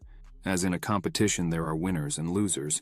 Chung believes that the guards really said that the master and the disciple were good at sword fighting, but today they are nothing more than that. Xiao runs to the winnings of the bet and starts hugging them, saying that Master Chung really is a man of his word. A great man, because now they were rich. Xiao gets carried away and says he would now bet his sword again, and moreover, all his possessions. Chung smiles and thinks that this was really what he was wanting. Then he says that now it is the turn of the ghost voice. She accepts and goes up to Ji. The ghost voice says she is sorry. Chung smiles and thinks that regarding swordsmanship, his niece, who studied in Luoyun, is unbeatable. Chung is sure he will not lose to that fool's disciple. Then the fight begins, and in seconds, Chung is completely startled by what he is seeing. Ji assembles 1,000 swords into just one, and then she launches her attack again. The ghost voice has no reaction against this, as she has never fought against such a force. She wonders how 1,000 swords became one.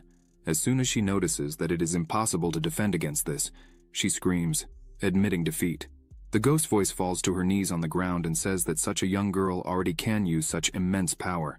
1,000 swords into just one. She is really impressed. Ji just sighs and says nothing. Chung says that the victory was for Master Xiao and his disciple, but they notice that, by Ji's appearance, she is close to her limit, as she seems to be very tired. Xiao jumps amid all the money he is winning and starts laughing too much, saying that it is all useless. Even if a god descended on Earth today, it would be useless. Xiao celebrates a lot and asks to bet once more. Yuncheng looks at Xiao and thinks that he is really very happy. Chung says that, for her age, this disciple is a genius for having reached the level of turning 1,000 into one. It seems that Xiao really has a great disciple. Chung says that unfortunately this is just for now. Then a person jumps from behind him towards Zi, hitting her belly, causing Zi to spit blood. As soon as Xiao sees the hit, he notes that this attack is the Luoyun palm of the Luoyun sect. Then he quickly jumps and catches Ji in the air. She coughs and apologizes to her master for having fallen. Xiao smiles and says that it's okay. Xiao thinks that they finally pulled their trump card. Muhan asks Ji if she was okay, but Zi did not answer as she was very tired. The woman who defeated Ji mocks, saying that it did not take time and she had already lost. This woman is called Liang. She is an elder of the Luoyun sect. Xiao hands over everything he had, almost crying, while Ji was completely upset back there, being comforted by Muhan. Xiao says he could not go back like this, as he had lost everything he had. How would he explain all this to the sect when he returned? Then he points to Chung and asks him to compete with him once more. Chung says he would accept to compete again. However, there was a small problem. Xiao had nothing more to bet, so how would they bet again? Xiao looks coldly and says he would simply bet his life. Some people think this is complete madness, but Yuncheng gets excited as soon as he hears this. Chung just tells Xiao not to expect to stay sober to try not to pay the debt. Chung is thinking that he would love to see what Xiao would manage to do without that sword. Xiao begins to release his power and tells Chung not to worry, as he would not back down from his bet. A huge sword appears behind him. Xiao says that unfortunately he would not lose. A hand begins to form, holding a huge sword. Xiao emphasizes that, as soon as he wins, Mr. Chung, besides returning all his fortune, will also have to pay with his life. Liang is astonished at what she is seeing right in front of her. is a million swords condensed into one. Xiao begins his attack. Liang prepares to try to defend, but her sword is broken like a tree branch.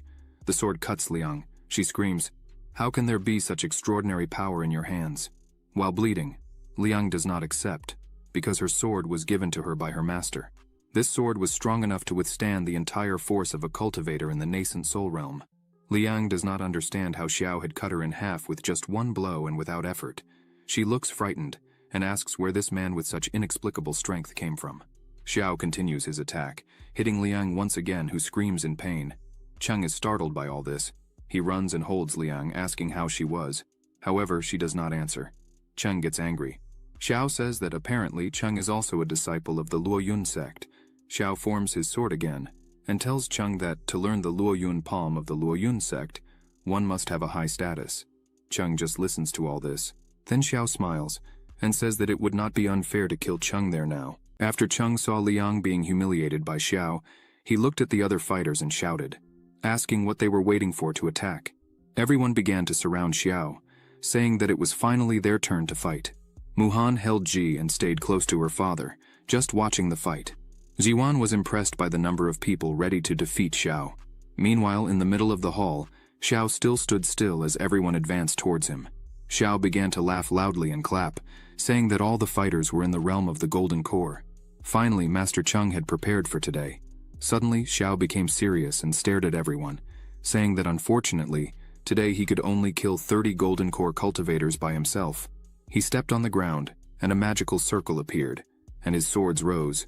Cheng, seeing Xiao's stance, said that in addition to being an idiot, he was a complete arrogant. There is no one who defeats 30 Golden Core people at once. Cheng said he still had a little help, the shadow of the Luoyun sword, which he had asked the sect leader before leaving the mountain. He began to invoke it. As soon as Ji saw the sword's shadow, she felt something very strong. Cheng screamed as he launched the sword, which after years of enhancement with the sect master's blood, the power of this celestial level weapon was no longer comparable to ordinary iron. Even if it was just the shadow of the sword, it was enough to kill a nascent soul cultivator. Zi began to feel the energy of the sword, and was absolutely sure that this sword was obviously the embryo of the sword that the Luoyun sect stole from the Lin family before, the one that was passed down from the ancestors of the Lin family. On the day the Luoyun sect massacred the Lin family, the sword was refined with the blood of the sacrifices of numerous Lin family members, so that the sword could be tempered and manifest its powers. Zi thought that, even after all these years, she could still feel her blood on the sword. Zi placed her hand on her chest and lowered her head, feeling dishonored, as they had just called this sword the Luoyun sword. Muhan, worried about Zi, asked if she was okay. Xiao, hearing this, began to think that when he began teaching Zi, the system showed that one of the conditions for awakening the innate body sword is to reach the foundation realm and obtain recognition from the ancestral king of the Lin family. Cheng launched the sword's shadow with all his strength, saying that today he would show young Master Xiao what it was to have a bit of humility. The sword went quickly straight towards Xiao. However, Xiao remained very calm, as if all this was a joke to him, and simply said that he thanked Mr. Cheng for showing and telling about the embryo. The shadow of the sword was already very close to Xiao's body, who simply called his sword with flexible fingers. Cheng, seeing this, became angry, as he thought that sword had already been taken from Xiao in the previous bets. As soon as he looked at the treasures, he saw that the sword was still there. Then he became even more angry, as Xiao had 2 swords and not just one.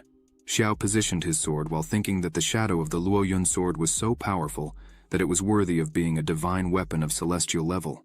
Even though the flexible fingers sword was just a first-grade terrestrial level sword, the existence of the sword domain is to make the sword stronger in the hand of anyone. Even the best of swords turns into nothing. Xiao yelled and told everyone to experience the true power of the sword domain. Xiao threw his sword forward against the shadow of the sword, and the two collided in the air. But with some ease, the flexible fingers sword began to penetrate the energy of the shadow of the sword, causing a huge explosion. Suddenly, Xiao's sword emerged from the middle of the smoke without a scratch. He opened his fan and mockingly asked if this was really all they could offer, as it was becoming boring. He had not yet felt a speck of fun. All the cultivators were fallen at his feet, leaving only Cheng holding Liang in his arms. Cheng looks back and wonders how a monster of this level could exist. He needs to escape as fast as possible from there. However, Xiao notices that Cheng wants to run away. He turns around and launches several of his swords, asking if Chung really thinks he could escape. Chung turns back, begging for his life, but it is too late. Xiao finishes off Chung without a second thought, and blood spreads everywhere. Yun Chung starts to get up, trembling from the ground, and as soon as he looks to the side, he sees that Chung is dead. This scares him. Suddenly, Xiao and Ji stop right in front of him. Yun Chung falls seated out of fear upon seeing them there. He starts to scream for them not to come any closer and begs for his life. Xiao steps on Yun Chung's leg, causing him immense pain. Xiao says that, much as he would like, it would not be him who would kill him. Ji approaches, conjuring her strength in her sword, and calls Yun Chung uncle, asking if he remembers her. With a trembling and scared voice, he asks if she really is Lin Ji. He cannot accept it and starts screaming that this could not be possible. Without any regret, and with just one strike, Ji cuts Yun Chung in half, saying that his answer was correct, and as a reward, he would receive death. After all this, Xiao calls Ji and strokes her head, saying that she did very well, but that next time she should not use the sword so brutally. Thus, when taking care of an enemy, one must not let them not feel much pain. So next time, she should try with a blunt blade. This will surely bring greater pain and cause a slow and painful death. Zi is happy and thanks him, saying that she understood and learned something new. Muhan's father is surprised by this teaching from Xiao and says that her master is really a sincere man, right? Muhan agrees with her father. Xiao calls Muhan and tells her that Mr. Chung has lost all his fortune to him, so she should take care of everything. Meanwhile, he would take Zi to visit the Luoyun sect. Muhan says that's fine. They could go ahead and leave the rest with her. Meanwhile, at the Luoyun sect, in the house of the leader Wen Yuan, he was sitting, conjuring magic on the sword that he had stolen from the Lin family. He starts to laugh and prepares himself. 10 years had passed, and the last soul of the Luoyun sword is finally about to completely submit to him. All the success or failure of 10 years of work depended only on this last move. So, he shoots a wave of energy towards the sword. As soon as the compressed energy in the sword starts to come out, it goes directly outside. The sword begins to tremble and throws Wen Yuan backwards. As soon as he gets up, he puts his hand on his chest and clearly feels that he has not fully mastered the sword. Then, he wonders why he was suddenly rejected like this by the sword. Suddenly, someone outside the room starts screaming, saying that the soul lamps of senior sister Liu Yu, Wang Wencheng, and Yun Cheng have been extinguished. The leader cannot believe this. So he gets up and quickly opens the door, asking what was happening. Meanwhile, the energy of the sword starts to move, leaving the room, passing through the window, traveling through the whole sect, until it reaches a person who is hiding behind a rock. This person is Ji, who is concentrating on finding the sword. Xiao observes this and comments that the ancestral sword of the Lin family was refined with the essence and blood of the Lin family. Ji had said she could feel the existence of the sword through the blood, and this was the first time Xiao heard this in his entire life. As soon as Ji finishes, Xiao asks what the situation is. Ji smiles and says that she really felt the sword. The people of the Luoyun sect probably still have not been able to conquer that sword. Ji points out that she has already left her spiritual consciousness in the sword. As soon as she finds it, she would be able to submit it. Xiao says that this is really incredible. Since everything is ready, today they would invade the entire Luoyun sect at once. As Xiao prepares for this, Wen Yuan is checking the soul candles and is really angry at what he sees. Then he starts to say that all this is Chung's fault. The last time he had been in contact, he had said that his son had been killed by a wandering cultivator. So they had to invite a shadow of the Luoyun sword to deal with him, and call over 30 golden core elders to accompany him. And even then, in the end, they made a fool of themselves, all being killed by just one man. Wen Yuan turns to the man who was there and asks what was happening, but the man says he still didn't know anything. All he knew is that Elder Chung had invited 30 golden core elders to fight against their enemies, but it seems they were completely annihilated. Wen Yuan punches the table in great anger and says they were a bunch of trash, as there were more than 30 people, in addition to the shadow of the Luoyun sword, and even then, they were no match for a single person. Wen Yuan turns to the man and yells, asking to set all the formation to the maximum level, gather everything they had, all the guardians, because they didn't know who it was nor what they were plotting. At any moment, they could suffer an attack. On the other side, at the Luoyun sect, Xiao and Ji were analyzing the situation. Xiao notices that the level of the defensive formation of the mountains was very high. Ji takes her sword and asks if they could break everything. Xiao says yes, they could break the barrier with some ease. However, that would be something very noisy and conspicuous. Xiao points out that until they locate the Lin family's sword, it's easier to go unnoticed. He says he has an idea. Then he explains the whole plan to Ji, who is surprised by the idea. Then they start to put the plan into action.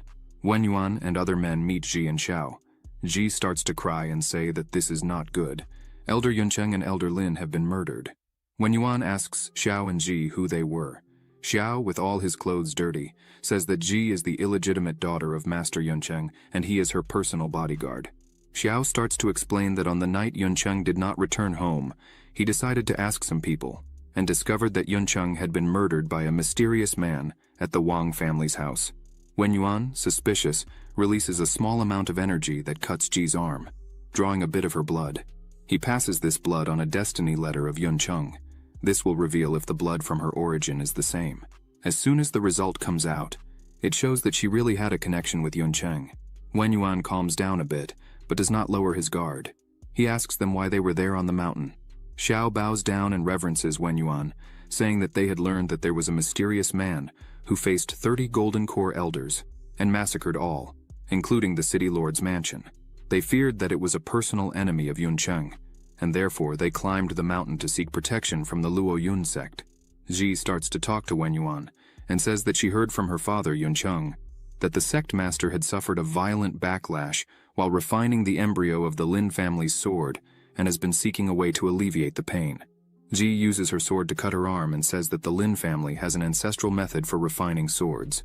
The Lin family has been making swords for generations, and the Lin family's blood can naturally tame the souls of swords. She extends her cut arm and emphasizes that this also has a miraculous effect of relieving the wounds caused by the relationship with the sword soul. Wen Yuan looks at this and thinks that she even knows about the embryo of the Lin family's sword. Wen Yuan steps forward and asks Ji to show now the method she mentioned. He emphasizes that it's better she doesn't try any tricks. Wen Yuan releases his energy and says that if they try anything, they will have to face the consequences. Ji says there is no problem. He could try. Then, her blood starts to come out of her arm and travel through Wen Yuan's body. He closes his eyes and thinks that he can really feel all the internal wounds caused by the Luo Yun sword are really healing. After this, Wen Yuan turns around and invites them to enter. Xiao hugs Ji, and they start to enter. Wen Yuan stays a bit behind and speaks with one of his followers, saying he would decrease the investigation of Elder Cheng's incident and the others while he is away. No one can open the mountain's protection formation. Moreover, he should arrange a place for Xiao and Ji to stay. Xiao looks at this and thinks that this is indeed a real opportunity. During the night, in the training room, Xiao and Ji are sitting, training. A large amount of energy surrounds the two. The focus is for Ji to reach the first level of foundation creation. Xiao transfers 200 days of cultivation to Ji, who manages to break through to the first level of foundation creation. The system opens and notifies that the host has transferred 200 days of cultivation to his disciple and will be rewarded with 3 times that amount, receiving 600 days of cultivation. Xiao tells Ji that now she has the cultivation level of the first level of foundation creation. As soon as she obtains the Lin family's sword embryo, she will be able to awaken her innate body sword. Ji does not understand anything and asks what is innate body sword. Xiao smiles and says it's nothing serious. They should proceed with the plan. Then, they leave the room, and, on top of a roof, Xiao asks if Ji really could find the sword. Ji says yes, there is nothing to worry about. Xiao says he trusts her and asks her to lead the way. The two start to move forward. They arrive at one of the houses, and a guard was on watch, but was completely passed out, sleeping. Xiao says it's no problem anymore, as he had lowered his and her aura. No one below the nascent soul realm will be able to sense them there. After closing the door, they finally find the sword. Xiao tells Ji to start refining calmly, as he would protect her from anything. Ji approaches the sword, sits on the ground and starts to conjure her energy, casting it onto the sword. This starts to create a reaction in the sword, and waves of energy begin to come out of it. This hits Ji, who ends up getting hurt. She thinks the sword still retains the spiritual consciousness of the Luo Yun sect leader. With that, the guard wakes up and asks who was there. The man quickly grabs something and breaks it in his hand, which sends a signal to the sky. Xiao gets angry and thinks that it seems impossible to hide the truth. He summons his swords and says that if that's the case, then it's time to make a mess. Meanwhile, Wen Yuan was traveling on top of his sword, and noticing the signal, turns around frightened as someone was attempting to steal his Luo Yun sword. This was clearly an enemy attack. After the signal, quickly several men arrive there and say that Xiao was surrounded. Then they ask who dares to act so recklessly in the Luoyun sect, and ask for Xiao's name. He then goes outside and says that, unfortunately, today, without his permission, no one would be able to enter this building. Xiao points his fan at everyone there and says they could all fight together if they wished. Xiao sends his swords towards the men there. The men start to create magical circles and ask how Xiao can be so arrogant in front of everyone there. The Golden Core practitioners, although only skilled in sword abilities, quickly see Xiao's attacks begin to destroy ancestral weapons with just one hit and hit them one after another. Xiao, seeing this, smiles and says that the last time he killed 30 Golden Core cultivators, he thought they were drunk, and therefore were not able to fight well. But based on what you are showing me, it seems that the Luoyun sect is nothing more than this bunch of trash. As soon as they hear this, they despair in knowing that the man who killed the 30 cultivators all at once was this man right in front of them. Xiao starts to float, and an overwhelming energy begins to surround his body. Xiao says he would not change his name or his surname. Xiao looks straight into the eyes of everyone there and says his name is Xiao Xuan from the Nanli sect. After this night, if anyone alive from the Luoyun sect still has the courage to face me, remember this name and look for it. One of the cultivators starts to say that he does not believe Xiao could really be from the Nanli sect, but within a radius of 10 kilometers, the only one that could compete with the Luoyun sect is the Nanli sect. He orders everyone to attack to capture the intruder who is in the sect. Xiao smiles and thanks them for their courage, as thanks to this he would have a bit of fun. Xiao begins his attack, controlling his swords which, without much trouble, begin to hit each of the cultivators one by one, who scream in pain and beg for help. Xiao, flying with several swords around him, and one hand holding a giant sword behind, goes near the cultivators who were fallen, and asks if that was really all they had to offer. He looks with a psychopath expression, and emphasizes that he didn't even get to show all his true power. The leader of the cultivators, lying on the ground, raises his head and points his finger at Xiao, saying that soon the leader of the Luoyun sect would arrive and would cut Xiao into pieces. Xiao laughs, opens his fan and stops his attack, saying that then he would wait. A few seconds later, someone comes screaming from afar. As soon as Xiao looks up, he sees that it is Wen Yuan, the leader of the sect, flying in his direction, furious. Xiao prepares to fight again, saying that this was faster than he thought. Xiao defends himself with his power and the two swords collide, but Wen Yuan's sword starts to cut through Xiao's sword. A bright flash occurs and the two separate. Wen Yuan stares intently at Xiao and says that the thieves from the Nanli sect really have a lot of courage, as they dared to enter the sacred territory of the Luoyun sect. Xiao puts his swords in attack position again and responds to Wen Yuan that the Luoyun sect is nothing. In fact, it's a trash sect. Just one man was able to defeat all the elders without the slightest difficulty. Isn't that right, Wen Yuan? Then, Xiao prepares and starts to make some different movements and asks Wen Yuan to try this attack. The swords go out in attack at an impressive speed, leaving several trails where they passed.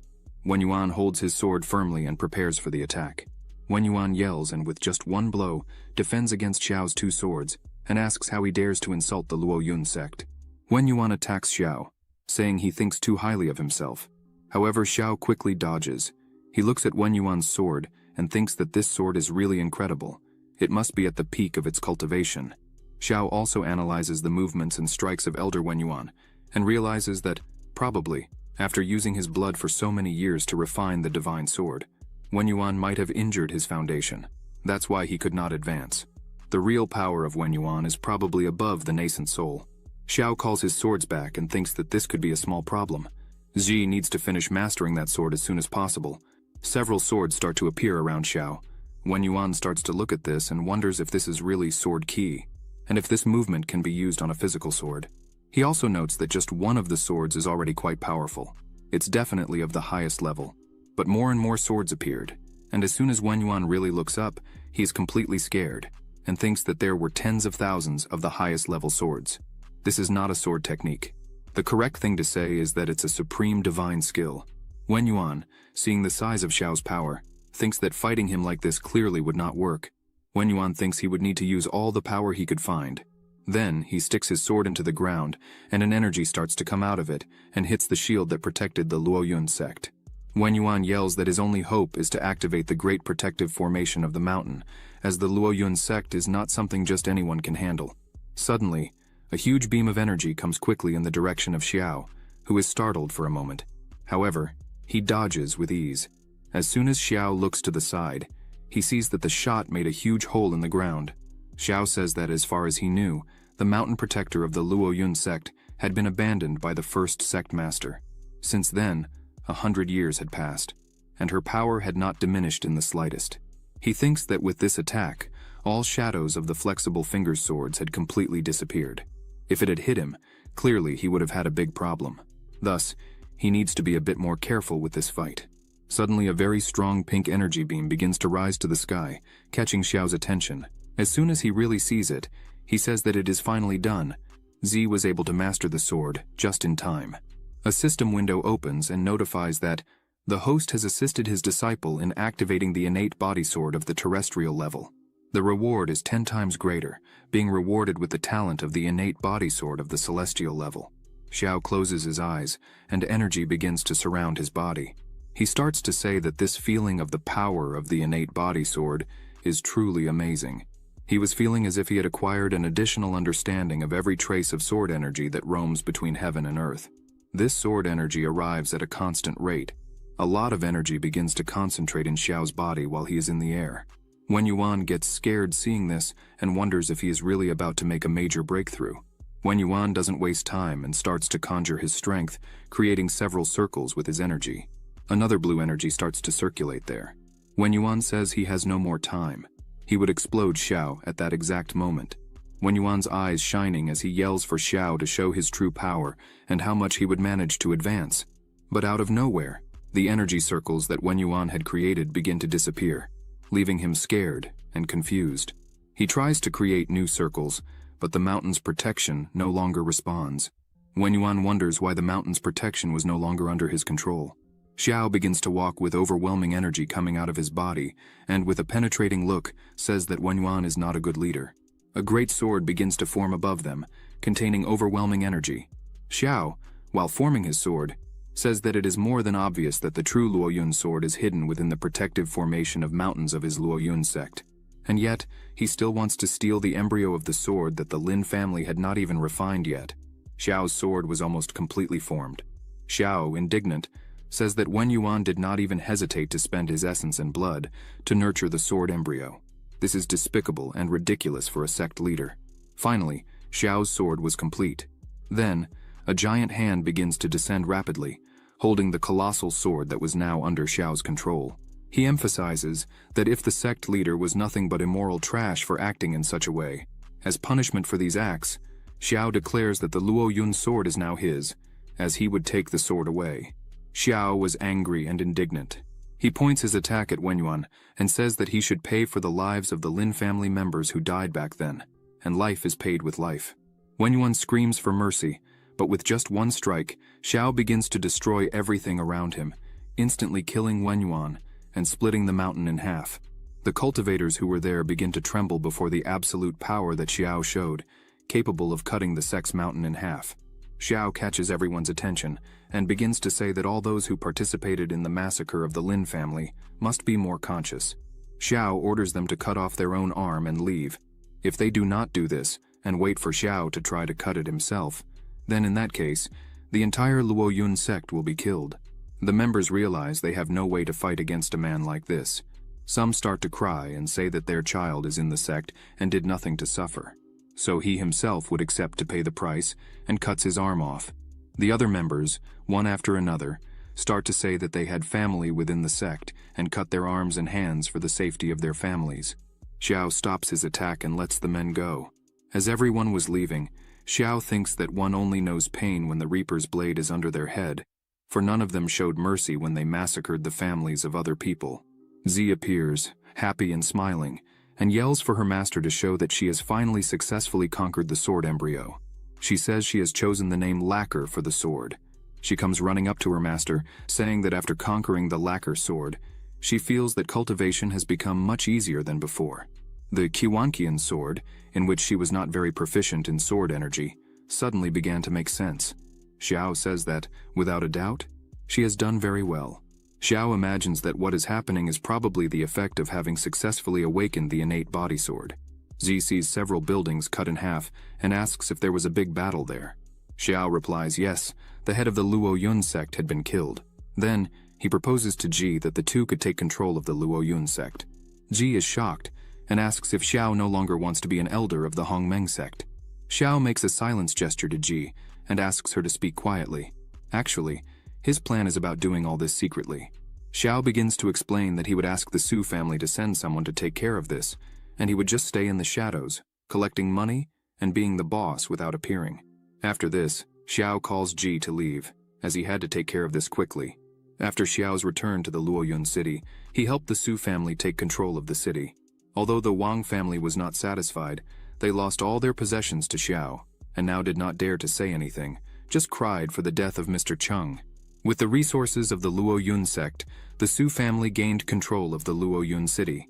Thanks to Xiao's orders, a series of facilities similar to urban buses, pulled by horses, were inaugurated, making the economy of the Luoyun city grow rapidly, as each person had to pay 2 cents to travel through the entire city, and they could get off whenever they wanted.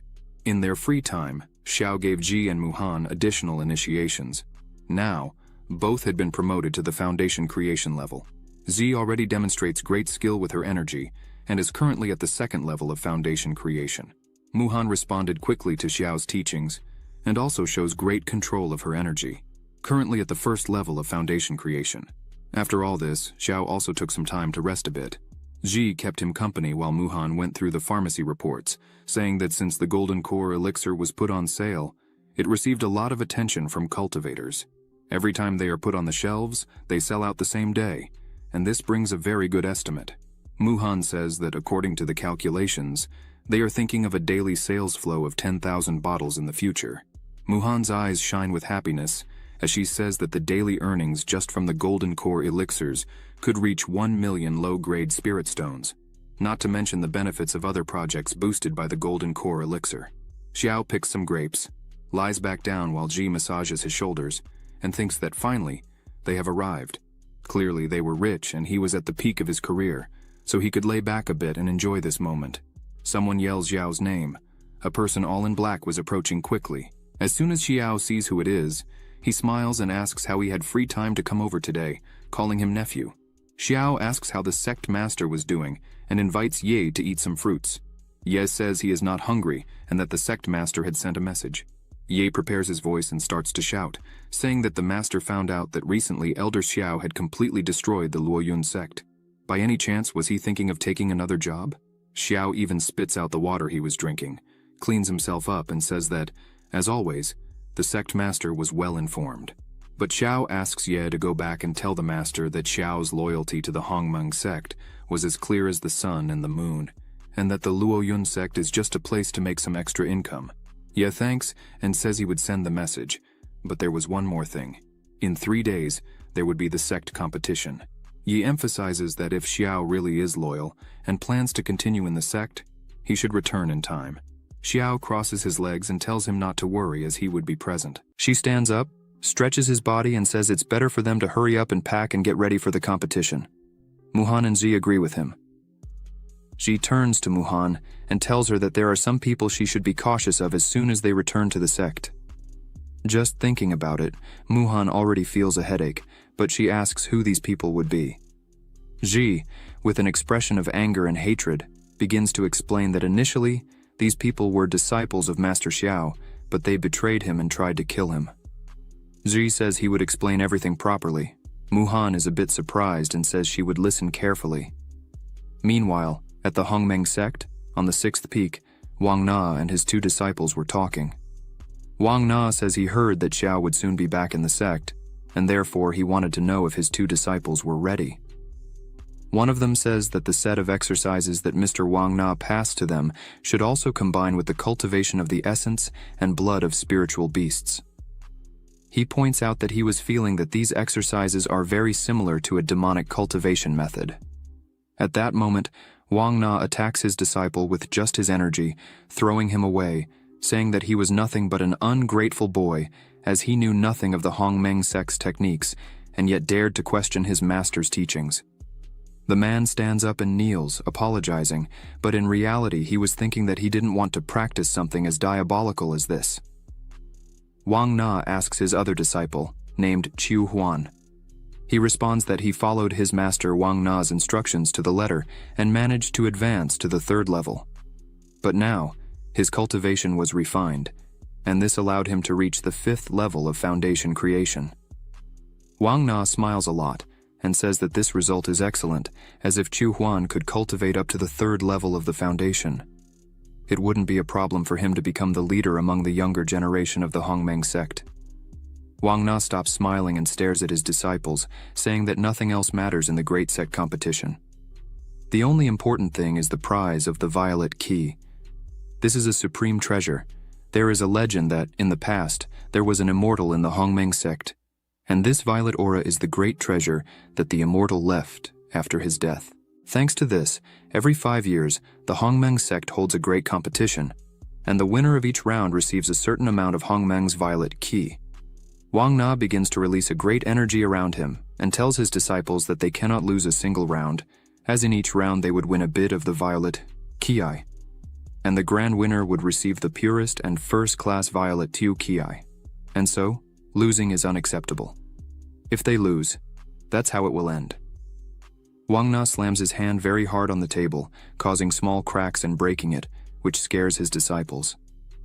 Chu Huan thinks that if he knew the 6th peak was so evil, he would have stayed in the 7th peak and lived happily. Wang Na stands up and tells the two to go rest. As soon as they leave, a person who was hiding, watching everything, says that even the disciples were already suspecting. He turns and says that Wang Na would need to speed up the process. Wang Na turns to him and says he didn't open the protective formation of the mountain for him to come there just to mock the situation. Wang Na asks how the preparations of this mysterious man's men are going. The man asks Wang Na not to worry about that, as he himself guarantees that he will make the entire Hongmeng sect know the meaning of the word fear. Then, the man begins to smile with completely strange eyes and a murderous face. A few days later, in the Hongmeng sect square, people were already arriving. A person asks Elder Wang why he was there. He replies that his grandson had obtained his spiritual root, and so he wanted to take him there to see the world. Some people commented on how beautiful and well-made the Russian square was, while others noted that this time there were several spectators from other sects. One person was eager to know which peak would be the winner. His friend says that probably the 1st peak, as they had been winning for a long time. The elder of the 1st peak is called Feng. He is currently at the 4th level of the Golden Core, and his disciples are geniuses. They have successfully reached the foundation. They are indeed very talented. Another man laughs and comments that they had forgotten one thing. The elder of the 2nd peak, Zuxuan, she has also recently reached the 4th level of the Golden Core. And under her, there are disciples as important as the green and purple swords. Her strength should not be underestimated in any way, not to mention there is also Zhang He, leader of the Hongmeng sect and leader of the main peak. The two friends start to comment that apparently there were only 6 elders there. Where could Xiao, the elder of the 7th peak, be? One of the guys says he probably didn't want to embarrass himself and therefore did not come, since his disciple depends on him to start her cultivation. She is nothing but a losing trash. Suddenly, a person in the center of the arena catches everyone's attention, saying he would explain the rules for the first round of the competition. The competition will take the form of a round battle. In each fight, 2 of the 8 peaks will be drawn to face each other. Whoever loses a single time will be recorded as a loser and fall. The 2 peaks selected in the draw, the losers will go back to the queue and wait until the next time, while the winner goes straight to the next match. The winner remains in the field and continues. If they win a total of 3 matches, they advance. If they lose a total of 3 matches, they will be eliminated. Subsequently, the distribution of cultivation resources within the sect will be determined based on the ranking of this competition, and the winner will also be rewarded with a high-level magical weapon, the Ruyi Qingfeng sword. The first round of the competition, the 6th peak against the 7th peak. Then, disciple Wang Zheng enters the arena, which surprises many people and makes them wonder if he wasn't from the 7th peak and why he was representing the 6th peak in this competition. A person shouts and says that Wang Zheng had betrayed his master a long time ago and now joined the 6th peak. Now, they would have something good to see. Zhang. He asks his disciple Chen if Xiao had not yet arrived. Chen replies that he still hadn't seen him anywhere. This makes Zhang He a little nervous. People laughed, saying that there was no one living on the 7th peak, so they would win by whoa. They continue mocking that, on the 7th peak, only Xiao would be able to fight against a disciple of the 6th peak. The judge raises his hand and starts to say that since there is no one to represent the 7th peak, this battle is, but suddenly a glow in the sky appears, shouting for them to wait.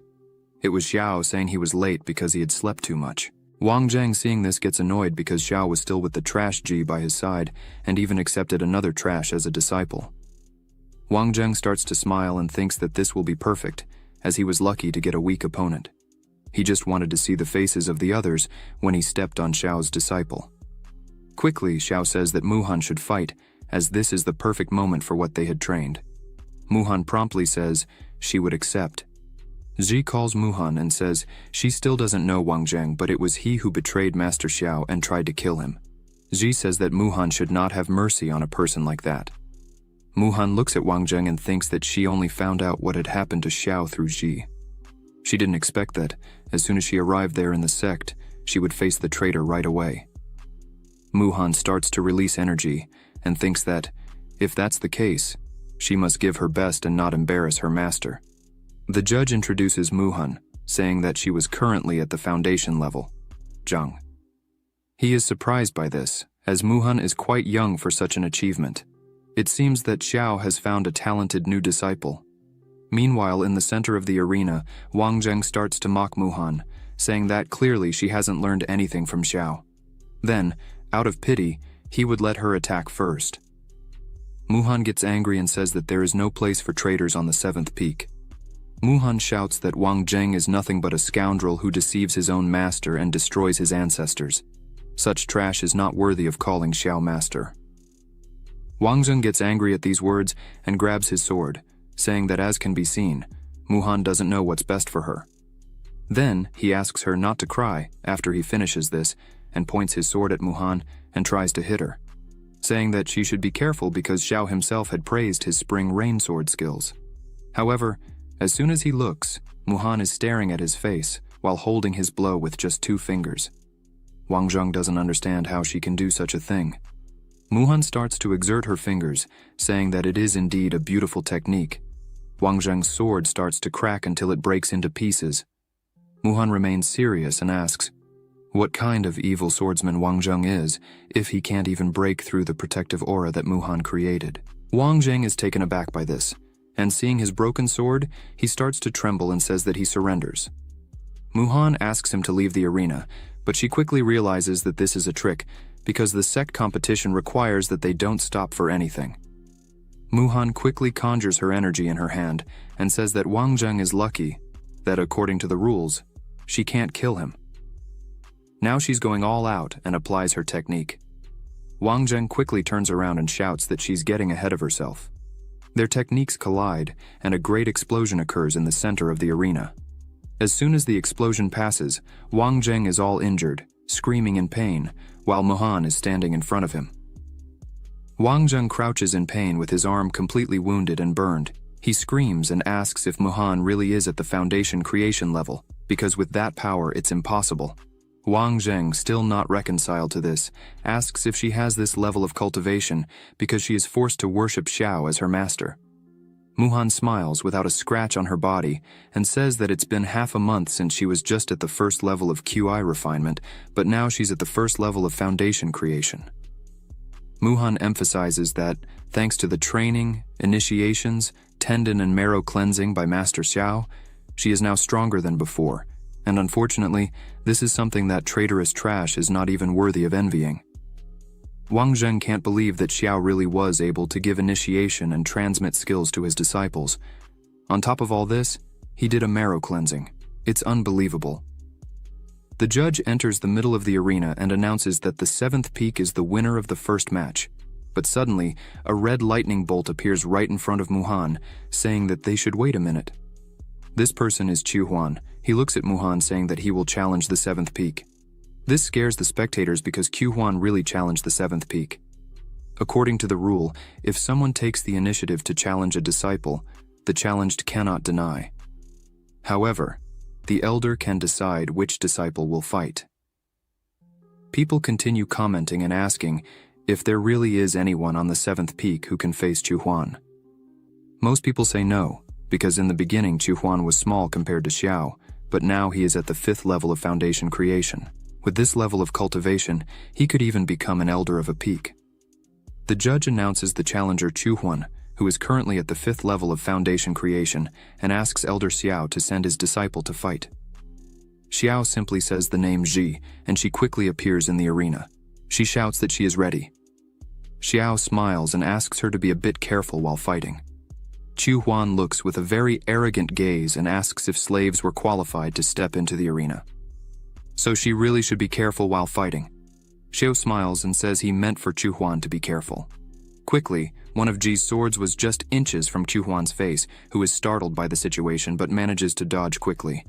However, the sword still manages to wound his face. Xiao starts laughing in the arena and says that Ji should smash everything. She looks at him and says she would follow his orders.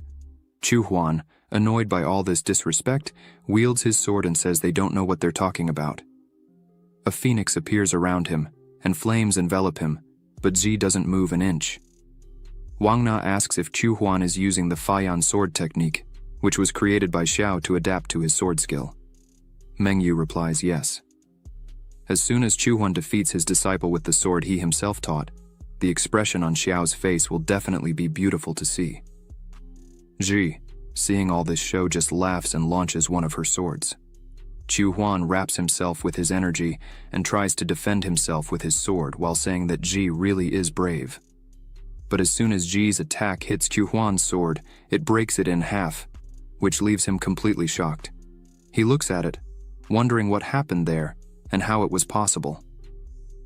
Ji, still on guard, says it's just the handling of the Feiyan sword. It's not that difficult. For 5 years, Chu Huan trained with Master Xiao and learned only this? Ji says she feels ashamed. She emphasizes that from such a thing, according to the rules, if the sword is cut and the winner is already decided, the other person must leave. However, she can't stand the way Chu Huan thinks he's so superior. So, Ji takes a new sword from her bag and throws it in front of Chu Huan, asking him to try again. He gets annoyed by this, but picks up the sword saying that, "This is really ridiculous. This time his energy is red." Chu Huan gathers all his energy in the sword and jumps to attack Ji while shouting for her to stop being so full of herself. How dare she speak to him like that? Ji dodges the blow with extreme ease and cuts Chu Huan's arm. He falls to the ground on his knees, screaming in pain in his arm. Ji approaches him and says that at the beginning of the fight, he asked who she was. Ji says it's now clear who she really is. Ji looks at him smiling and says that even if he trained for another 100 years and swung 10,000 swords, an idiot like him couldn't even touch her. Chu Huan screams in anger, but Ji starts throwing several swords on the ground, asking him to try as many times as he wants because he will be humiliated every time. This leaves Chu Huan speechless. Ji looks at him again and says that to prove how much he's traitorous trash, she would admit defeat if he could just touch her. Everyone in the audience was shocked by this, because all the swords Ji threw on the ground are Earth-level magic weapons. They couldn't believe that a disciple had such high-class weapons, because the Sec Master only has 5 or 6 Earth-level magic weapons. Zhang He thinks that Xiao has really become very wealthy. Xiao, in the midst of everyone with his legs crossed, says that the life of the wealthy is kind of boring, because it's all so simple. Chu Huan puts his hand on his face and starts laughing a lot. Zuri doesn't understand the reason for the laughter. A strange energy begins to come out of Chu Huan's body. He says he really had heard that Master Xiao had given initiation and transmitted his skills. At first, Chu Huan thought it was just lies, but now that he's seeing it, it's really true. Moreover, he also gave them these magic weapons, right? Everyone is surprised by what's happening. Xiao starts to analyze this better and realizes that Chu Huan's spiritual power was deviating. Chu Huan, with a completely different face, starts to say that Xiao really turned a useless person like her into a genius. He really is willing to spend a lot of money. Chu Huan grabs the sword with a psychopathic face and asks if Ji really thinks he only knows the Faiyan sword technique that Xiao had taught. The energy emanating from Chu Huan takes the form of a dragon. Then, he charges with full force, but Ji dodges again. But this time, he attacks again and very quickly, saying that this technique is of the lowest level among the celestial levels, which Elder Wang Na had given him. Chu Huan again underestimates Ji, saying that she had never touched a sword above the earthly level with the trash of her master Xiao. Chu Huan's attack was close to hitting Ji, but she just smiles and summons her true sword. She says she knows the handling of the celestial level, not to mention that she has a celestial level sword. With just one strike, she disarms Chu Huan again, who is impressed by this. Ji emphasizes that she didn't think she would have to use her sword against him, but since he is pathetic and arrogant, with a set of celestial sword techniques, she would let him experience the taste of her sword. Ji sighs, saying that the celestial sword technique Chu Huan had mentioned was just that. He couldn't even use it properly. Not to mention that some people really are completely useless, so they shouldn't blame the sword handling. Ji defeated him again, using the Feiyan technique. Chu Huan begins to tremble, scared, looking at his hands, thinking that he was defeated again by a mere slave. Ji approaches him and says that he shouldn't blame her for not remembering. If he admits defeat now, there would still be time for him to leave and recover. However, if he continues with this and goes mad, she would eliminate him mercilessly. As a disciple of the Hongmeng sect, she must eliminate all evil from the sect. Chu Huan starts laughing again with his hand on his face, saying that he really lost again. All thanks to Xiao, who gave a celestial sword to a slave. He starts to lose control and scream that it was impossible. How could he lose to a talentless slave? Zhang Hui, seeing this, thinks that this scene is exactly like that of an ancient man before going mad and turning into a demon. Zhang Hui stands up and says that Chu Huan is almost going mad, so they should immediately stop the competition. The judge signals that the match was suspended. Disciples from both sides should leave the arena. Ji turns to leave and says that this trash was lucky this time, but Chu Huan was already out of his mind and asks if Ji really thinks he would run away like that because he wouldn't allow it. Several swords are created around him. Ji turns with a murderous look and says that this was really what she wanted. Chu Huan launches his swords at Ji. She prepares and says that she would show him not only the Feiyan sword technique, but also any other sword technique, even the true sword art. Chu Huan's swords kept coming at great speed. In the blink of an eye, Ji destroys all of Chu Huan's swords and turns the attack against him, saying that all this was taught to her by her master Xiao, and it's not any useless person like Chu Huan who could achieve this power. Chu Huan was completely defenseless and screams as Ji's attack approaches rapidly. Zhang, he stands up, scared by Ji's strength, and asks them to stop this. Xiao just closes his eyes and asks Ji not to exaggerate too much. She smiles and asks Xiao not to worry, as she knew what she was doing. The swords pass straight through Chu Huan's body, leaving a mark on his face and his hair all cut by the swords. Chu Huan puts his hand on his body and asks if he's really alive. The entire audience starts laughing a lot. Chu Huan turns to them and asks what they were laughing at, and if it was him. Ji goes to him, smiling, with a mirror in hand, saying that she would be upset if he left without looking at her excellent work. She places the mirror in front of him, smiling, and asks him to look. Chu Huan is terrified by his state. Ji says that her swords contained her spiritual power, so until Chu Huan can really defeat her, neither the hair nor the wounds on his face will return to normal. She turns to leave and tells him that it's better for him to pray to God for a chance to defeat her in this life, and every time he holds his sword, he will have to remember this day for the rest of his miserable life. Ji asks Chu Huan not to delude himself, as he is nothing. He falls to the ground, on his knees, looking at his own hand, thinking about everything that happened. He bows before Ji, accepting defeat. The audience starts commenting again, saying that the power of the seventh peak is truly something completely terrifying. A disciple threw numerous high-quality swords on the ground and still had a celestial-level sword. Muhan says that Ji is really scary when she's angry. Xiao smiles and says that this was expected of his disciple, as she had really learned a lot from him. Zhang, he calls his disciple Chen and asks if he still remembers that, many years ago, Zhang He personally expelled a traitor from the sect. Chen says he remembers. Well, he was the brother of the elder of the sixth peak. He heard that he defected from the solar and lunar ghost sect. Chen asks if Zhang He thinks that the sixth peak is helping him. Zhang He says he hopes he is wrong, but he believes so. Then he asks Chen to investigate this situation more closely. Chen bows and says he would immediately. The judge signals again and says that the new matchup drawn is the 7th peak against the main peak. Zhang. He is scared by this. Chen asks his master what he should do now.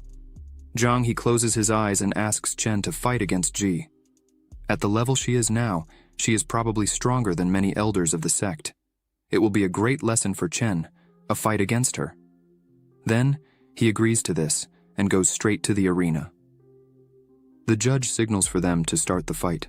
Ji looks at him with her hand on her waist and says she didn't imagine she would meet him so soon in the first round.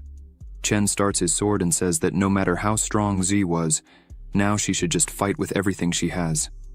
Ji puts her hand on her mouth with a scary smile and asks if he was really sure about that. She starts laughing a lot, then opens her arsenal again and throws numerous magical weapons into the arena. She thanks him for taking good care of her, so she would take good care of him. Chen is scared by all these magical weapons. The spectators can't believe this. Ji climbs on the cannon, crosses her arms, and around her there are 2 shields, several swords. Ji looks at Chen, eager to fight, and calls him to the fight. Chen looks at this with just 1 sword he received as a gift, and that is still of low class. That's all he had. Chen throws his sword on the ground, saying that this crap is no match against all these magical weapons. Chen shouts for Zhang He to stop Ji, as she was already going too far. Zhang He, sweating coldly, says that by the rules, they don't prohibit the use of magical weapons in competitions. After all, a swordsman needs a sword for a competition. However, this was too much. Ji gets angry, as she could only use 1 at a time, but she agrees and stores everything again and asks Chen to attack her at once. Chen smiles and thanks her for that, then goes all out. While he was in the air, he thinks that if there is really only 1 sword, then he is not afraid, not even of a celestial weapon. Chen thinks he will finish this quickly, as he still needs to complete a mission. Ji smiles and says she would fulfill Chen's request. She creates a shield around her that blocks Chen's attack. She emphasizes that this shield is capable of withstanding the full force of a level 10 innate, so it would be perfect against Chen. He asks Ji to use all her ability and continues attacking her non-stop. Ji asks if he really could withstand it, because he wasn't even able to break through a simple shield like this. So, probably, Chen wouldn't even be able to touch her in this fight, right? This makes Chen furious. Thinking that a man can't say no, Chen shouts that what he showed is not the full strength of a level 10 innate. Right now, she would see his real strength. And he strikes her with all his force and really manages to break through the barrier. Muhan shouts for Ji to be careful, but as soon as he breaks through the barrier, a shield appears right in front of him, making him hit his head on the shield. Chen, with a bump on his head, says it's really surprising and asks if she has more. He jumps again to attack her, shouting that it won't be just 2 maximum strength blows. He destroys the first shield, and another appears. Then he uses 3 strikes, but another shield appears. Then, he uses 4 strikes. Ji remains calm and beautiful on the other side, not moving. After a while, several shields were cut on the ground. Chen was exhausted, but there were still 3 shields in front of Ji, who was sitting in a chair, relaxing, with sunglasses on, having a drink. Chen starts to tremble as he was completely exhausted and shouts that he cannot lose. But then he faints on the ground. The judge announces that the first round is over and the first place in this round is the 7th peak. Ji quickly moves around the arena, thanking everyone. The others in the audience couldn't believe that Chen was defeated just with Ji's defense. Another man says that he lasted a long time because he was able to destroy dozens of shields. Ji runs to Xiao, who says that she is very intelligent and full of tricks, so he is very happy to see this. Ji high-fives him, happily. A person looks at them, thinking that such a fighting style is scary. The 7th peak really has overwhelming power, they're just very noisy. Xiao asks Ji if she has always been dissatisfied with Chen, and that's why she wanted to defeat him head-on. Ji sighs and says that in the past, Chen was a much better cultivator than her, and therefore he was her rival. However, now, he is just at the 10th level of the innate, while she is at the 2nd level of foundation creation, so it is not necessary to use her true abilities against him. Muhan looks at her and says that now everyone is saying that Zhai is a bully, Soi's not at all happy about this, but she crosses her legs and raises her head, saying that, in short, she is no longer the Lin Ji of the past. With all the teachings she has been receiving from her master Xiao, her real goal is to challenge the true genius of sword handling. Xiao smiles, happily. Hearing this, Xiao says that Ji is truly worthy of being his disciple, but now they need to go back and rest well, as tomorrow they will have the second round.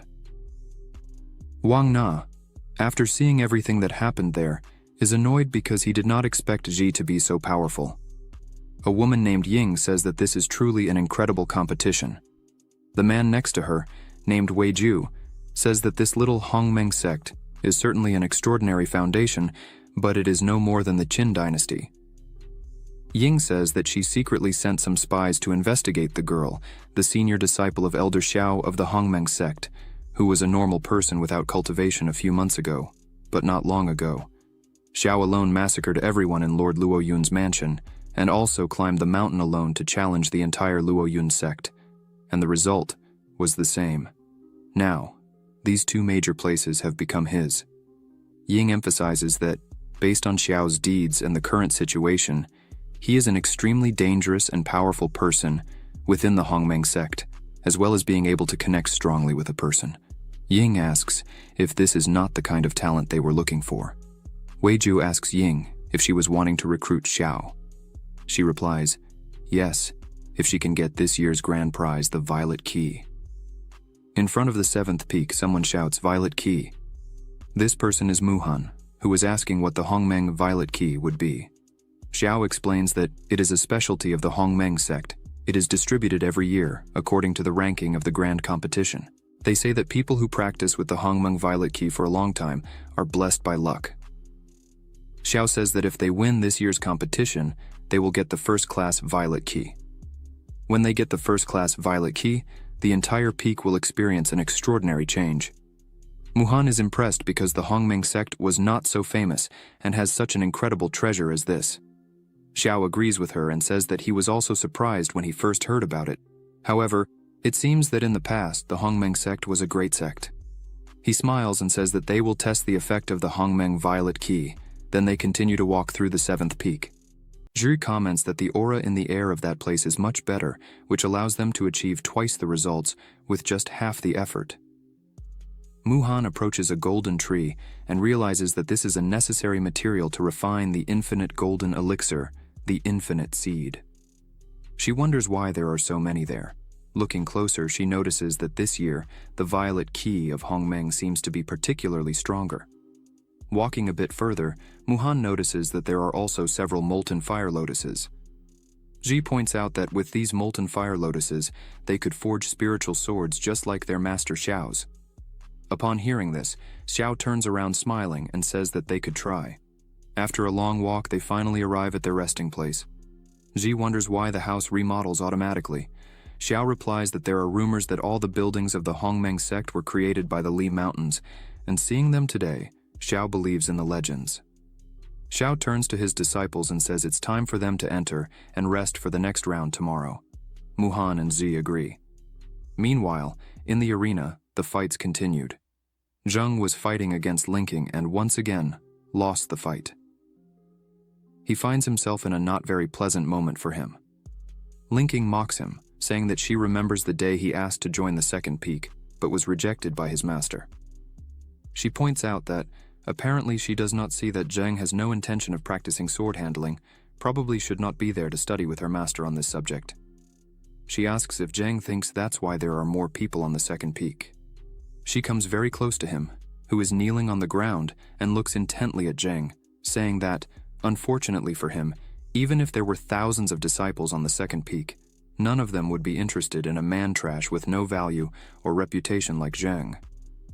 He lowers his head, clearly uncomfortable with these words, but Linking does not stop talking and says, she heard that Elder Xiao had customized sword techniques for his disciples, and that is the real reason why she is excited to see them. As Zheng continues to kneel in front of her, she points out that, from what she has seen, no matter who creates or how good the technique is, if the person using it is not good enough, it still doesn't work. This fight was a waste of time. It would be much more pleasant if it were with Ji. This makes Zheng completely angry. He begins to tremble and clench his hand on the ground, but to no avail. The judge gives the signal and announces the end of the fight. Now the sixth peak was disqualified for having accumulated 3 defeats. Seeing this, Wang Na becomes completely angry, saying that his 2 disciples are nothing but filthy trash. He turns to one of his subordinates and tells him to find Brother Changfeng and tell him that there is no hope for the 6th peak to be promoted. Wang Na points out that they all must prepare to attack the mountain to steal the violet key of Hongmeng as soon as the winner of the competition is announced. On the 2nd day of competition, Ji was in the arena ready to fight in the 2nd round. Bai, who was her opponent, says he wanted to learn the sword handling that Ji used, but he was concerned about the magical weapons that Ji had. So he prepares to fight and asks if she intended to use the magical weapons against him. Ji smiles and says she still didn't know. The fight begins and Bai comes at her with everything. Ji remains calm and prepares, because since she was able to recover the lacquer sword, she had a completely different feeling about fencing. After concentrating, Ji uses her innate creation Thunder Heart Step technique with extreme ease. Ji disarms her opponent as if it were nothing. With this Thunder Heart ability, Ji can identify all the weak points of her opponent at any moment during the fight. Bai is completely lost, as he almost didn't see Ji's movement. After that, he thanks her and says that the sword handling that Ji is using is really relentless, it is on a different level, and that's why he accepts defeat. The judge announces the end of the fight and says that the 2nd peak has been defeated, and the last winner is the 7th peak. The women in the audience begin to comment about Elder Xiao, saying that it is really amazing that, even after years in complete silence, he returns to the top in this way. The other one is enchanted by Xiao's beauty and wonders what kind of woman will win Elder Xiao's kindness. Meanwhile, Ji returns to her master's side. Xiao says that her fight was really beautiful to watch and the sword strike was excellent. Ji smiles, happy for the recognition she has been receiving from her master. Suddenly, a woman approaches them and calls Xiao. This woman is Zhuxuan. The 3 are surprised by this beautiful woman. Zhuxuan says that it has been a long time since they last saw each other. She points out that, apparently, Xiao is much better than before.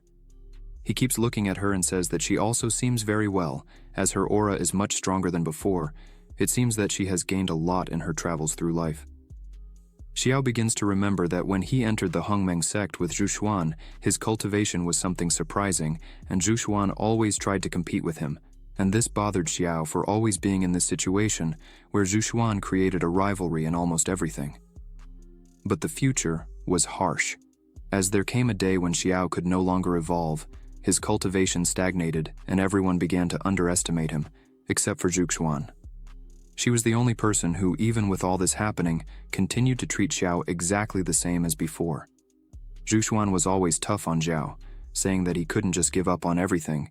If he didn't want to go through this, he should train with her. And that's why Xiao is grateful to this day. He thanks Zhuxuan for everything she did and for taking care of him. Xiao says that he recently accepted 2 beautiful disciples and feels very excited when happy events like these occur. He asks how long Zhuxuan plans to stay there this time. Zhuxuan replies that this time she plans to stay for a few more days.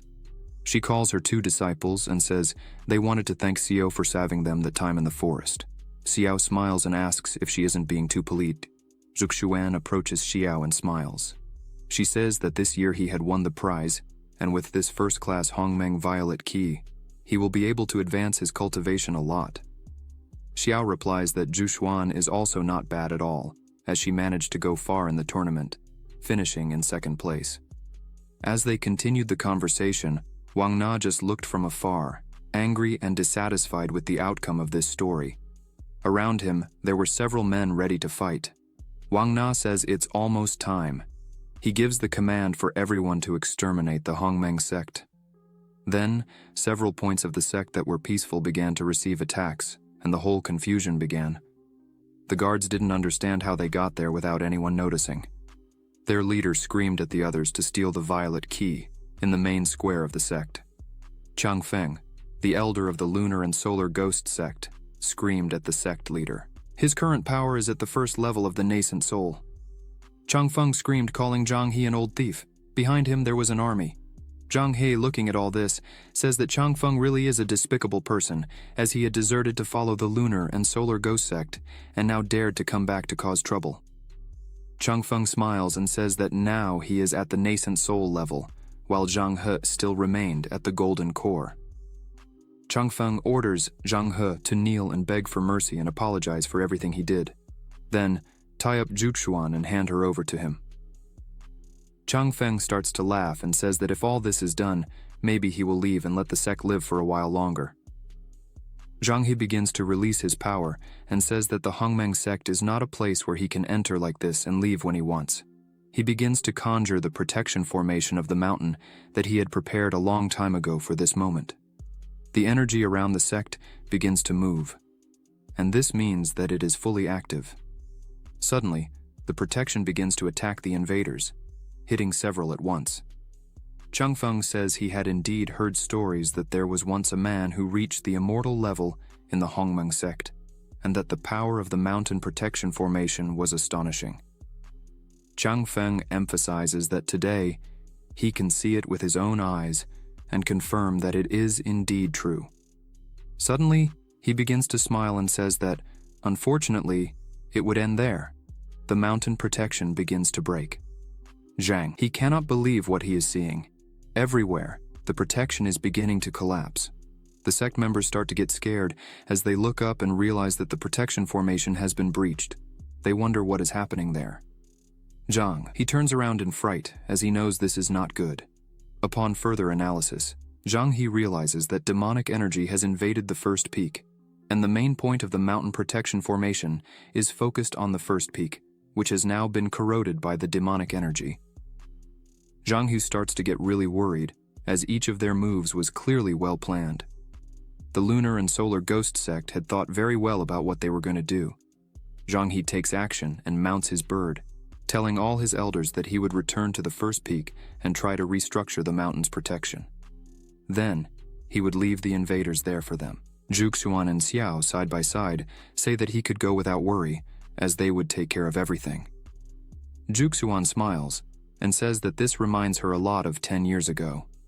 Xiao smiles and asks if she was referring to the time when she wanted to go down the mountain to see a play, the one that trapped the master at home with him, and soon was chased all over the mountain by the master's spiritual sword. Zhu Xuan turns around and says that his skill is still as good as ever.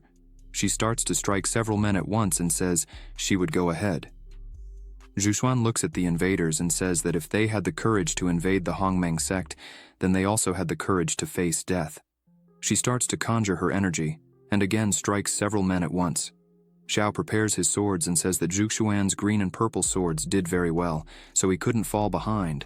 He begins to attack, causing a lot of damage to all those close to him, defeating numerous men at once. Bai and Linking get excited and say they would join in the fun too. The two start to fight together, and, combining their attacks and defenses, manage to cause some kills as well. Muhan also prepares for the fight.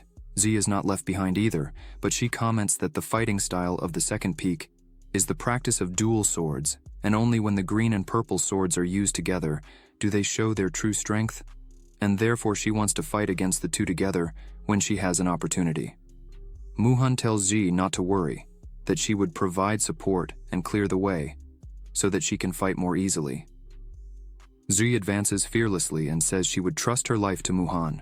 Z starts her attack and, with monstrous strength, throws several enemies away with just one blow. Muhan takes one of her medicines. With this, she will be able to control more magical weapons at once. Muhan concentrates, and several weapons start to appear simultaneously.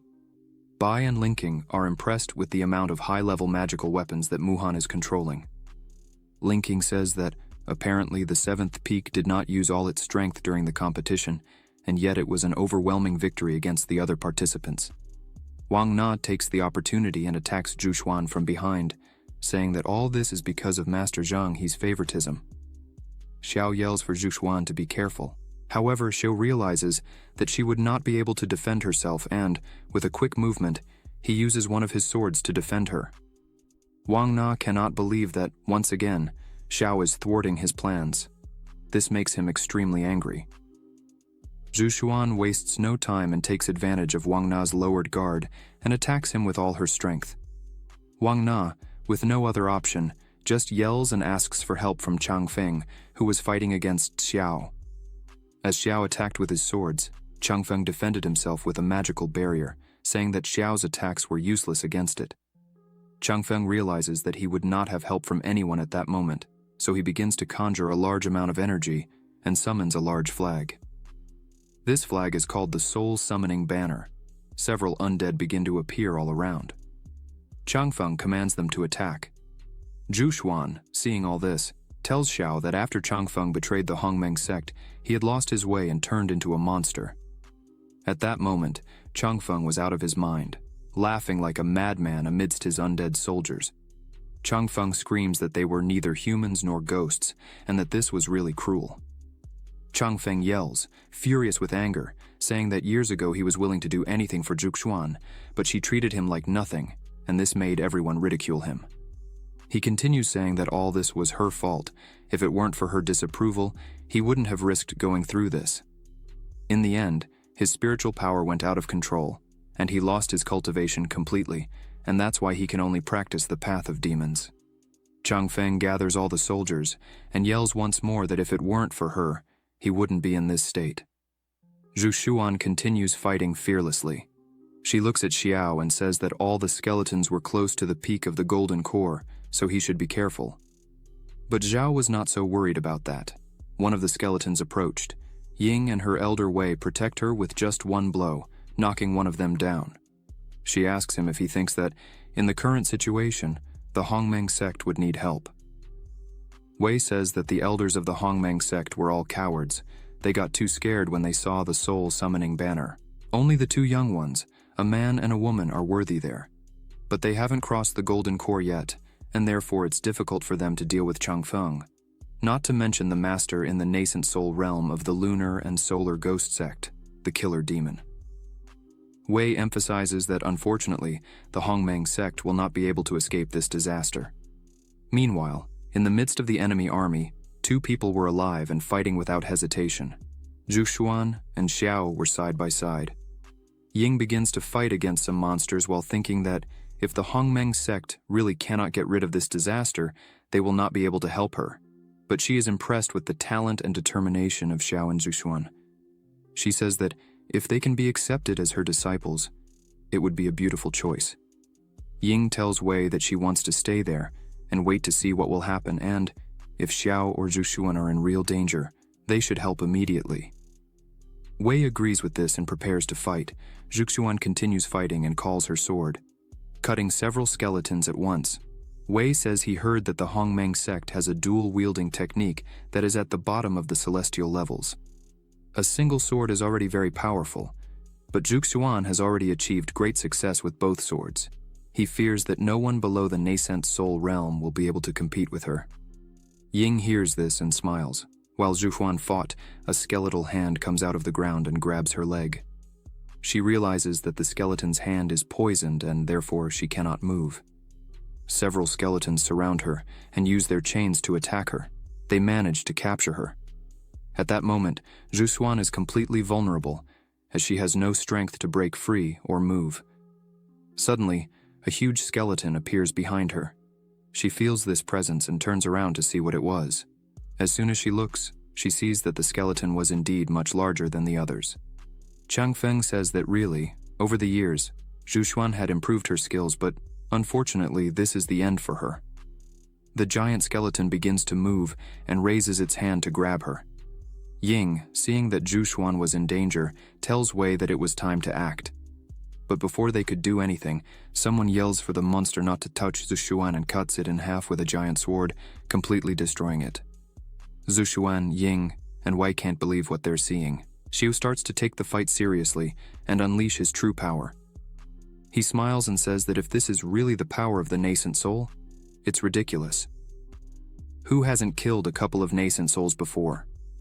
Xiao, holding his sword, smiles and thinks that with the support of the innate body sword, he was able to gain a new understanding of the 10,000 transformed into one movement. Before, he had to rely on the large hand condensed from spiritual energy to strengthen the sword's power, but now he only needs to condense the runes to strengthen it. Chang Feng says that Xiao is too arrogant for such a lucky strike. Chang Feng summons several skeletons and says he will teach what it really means to be a strong guy. All the monsters turn and head towards Xiao, who remains calm and still. Xiao summons his swords and asks who this strong guy that Chang Feng said he would show is. In seconds, Xiao destroys all the skeletons at once, showing the abyss in power between the two. Chang Feng doesn't understand where this power is coming from. Just with the pressure of the energy coming from Xiu's movements, Bai and Linking already feel threatened. Ji creates a barrier and asks Muhan to stay behind it, as the energy Xiao is using is dangerous even for those nearby. Wei creates a barrier to protect himself from the pressure, but he can't believe that Xiao defeated hundreds of undead at the golden core level with just one blow. Ying says she has never seen a golden core man with so much power. If they can conquer him, they will surely win the 10,000 Dao festival. Xiao begins to walk among the remains of the skeletons, asking if that was really all Chang Feng had to offer after causing all this trouble. Xiao says he will give him one last chance. Xiao asks for Zhu Xuan to be released. Chang Feng doesn't like this, as he realizes that Xiao is very close to Zhu Xuan. He begins to think that she had rejected him in the past just because of Xiao. This makes him even more angry. Then he starts to say that he will show Zhu Xuan what happens when you choose the wrong person. The chains around Zhu Xuan's body begin to tighten more. Xiao yells for him to stop and starts to advance quickly. Xiao cuts all the chains with a stroke of his sword, freeing Zhu Xuan.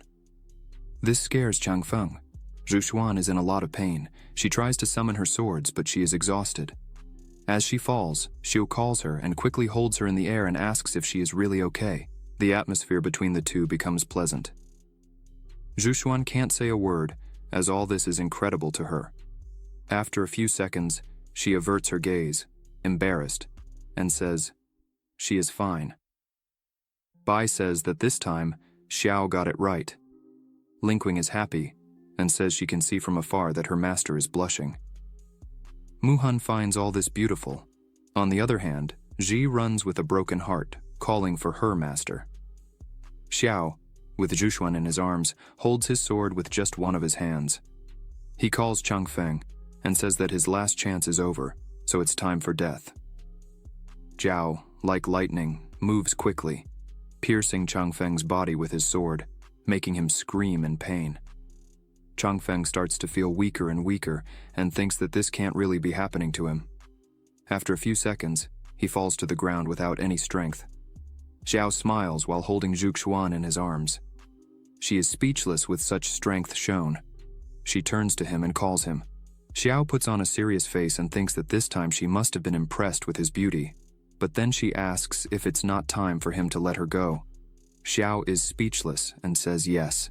As soon as she puts her feet on the ground, she turns around and says that Zhao's movements were really good. She wishes to practice with him when she has time. Xiao smiles and says that this is a unique special ability he just created, not to mention that it was someone like Chang Feng who just entered the nascent soul stage.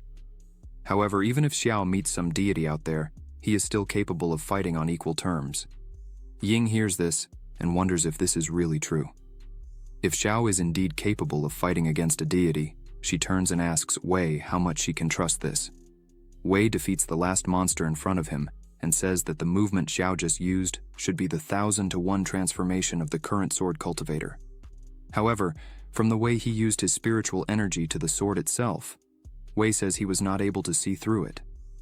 Ying is impressed by this, as even Wei was not able to see. Wei says that at the moment he is at the peak of the nascent soul, but to be honest, Wei says that if he faced Xiao at this moment, he fears he would not be able to win. Ying is completely surprised by these words and starts to imagine Zhao's face while thinking that there is such great talent in their country. The invaders, noticing that Xiao killed their leader in seconds, begin to wonder what they should do now. But now it's too late.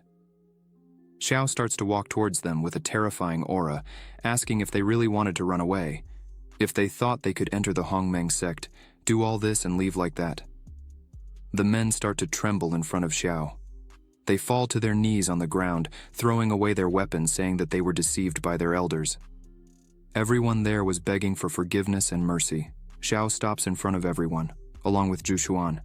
The invaders gather in front of them and ask for forgiveness. But before Xiao could say anything, a big explosion happens. Zhi and Muhan are startled by the noise. Jushuan realizes that it came from the first peak. She screams that Master Zhang he was in danger, so she should do something, but Xiao yells at her to calm down. She didn't need to run there because they were already there. A person with demonic energy approaches quickly. 2 people arrive there. This person is the leader of the Lunar and Solar Ghost sect, call it Old Demon. His power is in the Nasansul, 5th level.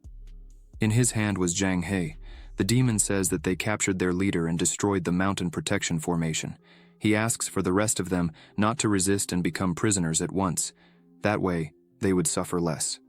The demon says that if they don't do that, they will have the same fate as their leader, and strikes Zhang He, making him bleed from the mouth and fall unconscious to the ground. This makes everyone completely angry. The invaders who were begging for their lives now celebrated that their leader had arrived to save everyone. The demon turns to them and asks where Chang Feng was. One of their disciples says he was killed. The demon doesn't understand and asks how they killed him. The disciple says it's true, he saw it with his own eyes. The demon starts to laugh and says, "That's ridiculous." Even a sect as weak as the Hongmeng sect was still able to kill Chang Feng. The demon asks who it was and why he didn't know that there were people at the nascent soul level in the Hongmeng sect. The disciple points to Xiao, saying it was him. Xiao says he doesn't care if it was him or not. The demon looks at Xiao and says he's just a little insect at the 7th level of the Golden Core, and yet dares to be so ignorant between life and death. The demon says that if it was really Xiao who killed Chang Feng, he would kneel and lick his feet. Xiao smiles and says he can kneel then. The demon asks what kind of dirty tricks they used to do such a thing. In seconds, Xiao lunges at the demon, hitting him, throwing him several meters back. Xiao says that if he spoke, the demon probably wouldn't believe it, so he prefers to show how he killed Chang Feng. The demon lying on the ground says that if that's the case, then it's fine. He gets up, takes his sword, and says he would kill Zhao at that very moment.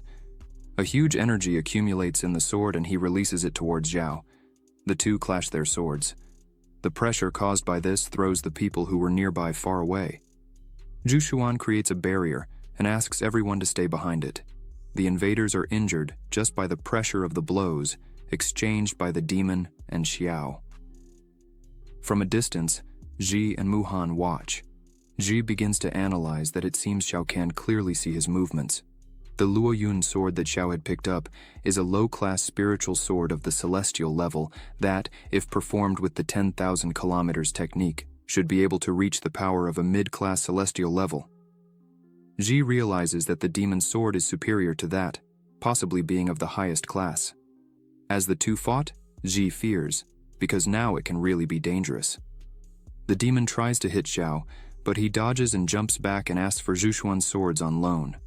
Xiao uses his power and calls them immediately. He also uses his flexible swords. Ji is impressed seeing that her master is using the 7-star exorcist sword formation technique. At that moment, Xiao was surrounded by a dense and constant aura. His swords were ready and positioned. Xiao looks at the demon and says that no matter what kind of deity he believes himself to be, the outcome is already decided. He would die today. Ji can't contain her joy, as the 7-star exorcist sword formation is a high-class sword formation of the celestial level. When the 7 swords are completed, its power can come close to the immortal level. Ji, without thinking twice, throws her sword to Xiao, saying that if he needs it, he can use it.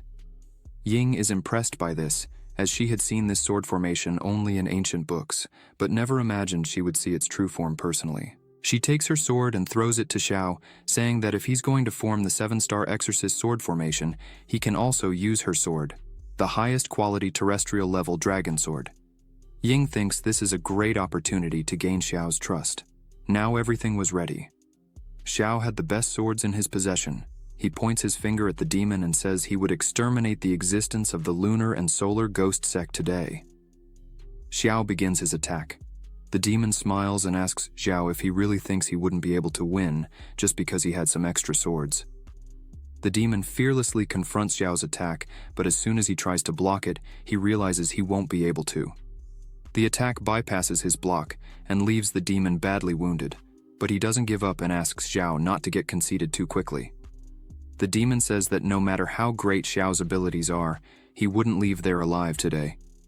The demon uses a spell and says it's time to make use of this pile of trash. He attacks his companions. The few who were still alive ask why their leader was doing this to them. The demon begins to take the energy and blood from all his companions. Xiao gets angry at this and says that he didn't even spare his own companions and therefore would die. If you enjoyed this video, subscribe to the channel, hit the bell icon, and like the video. Thank you.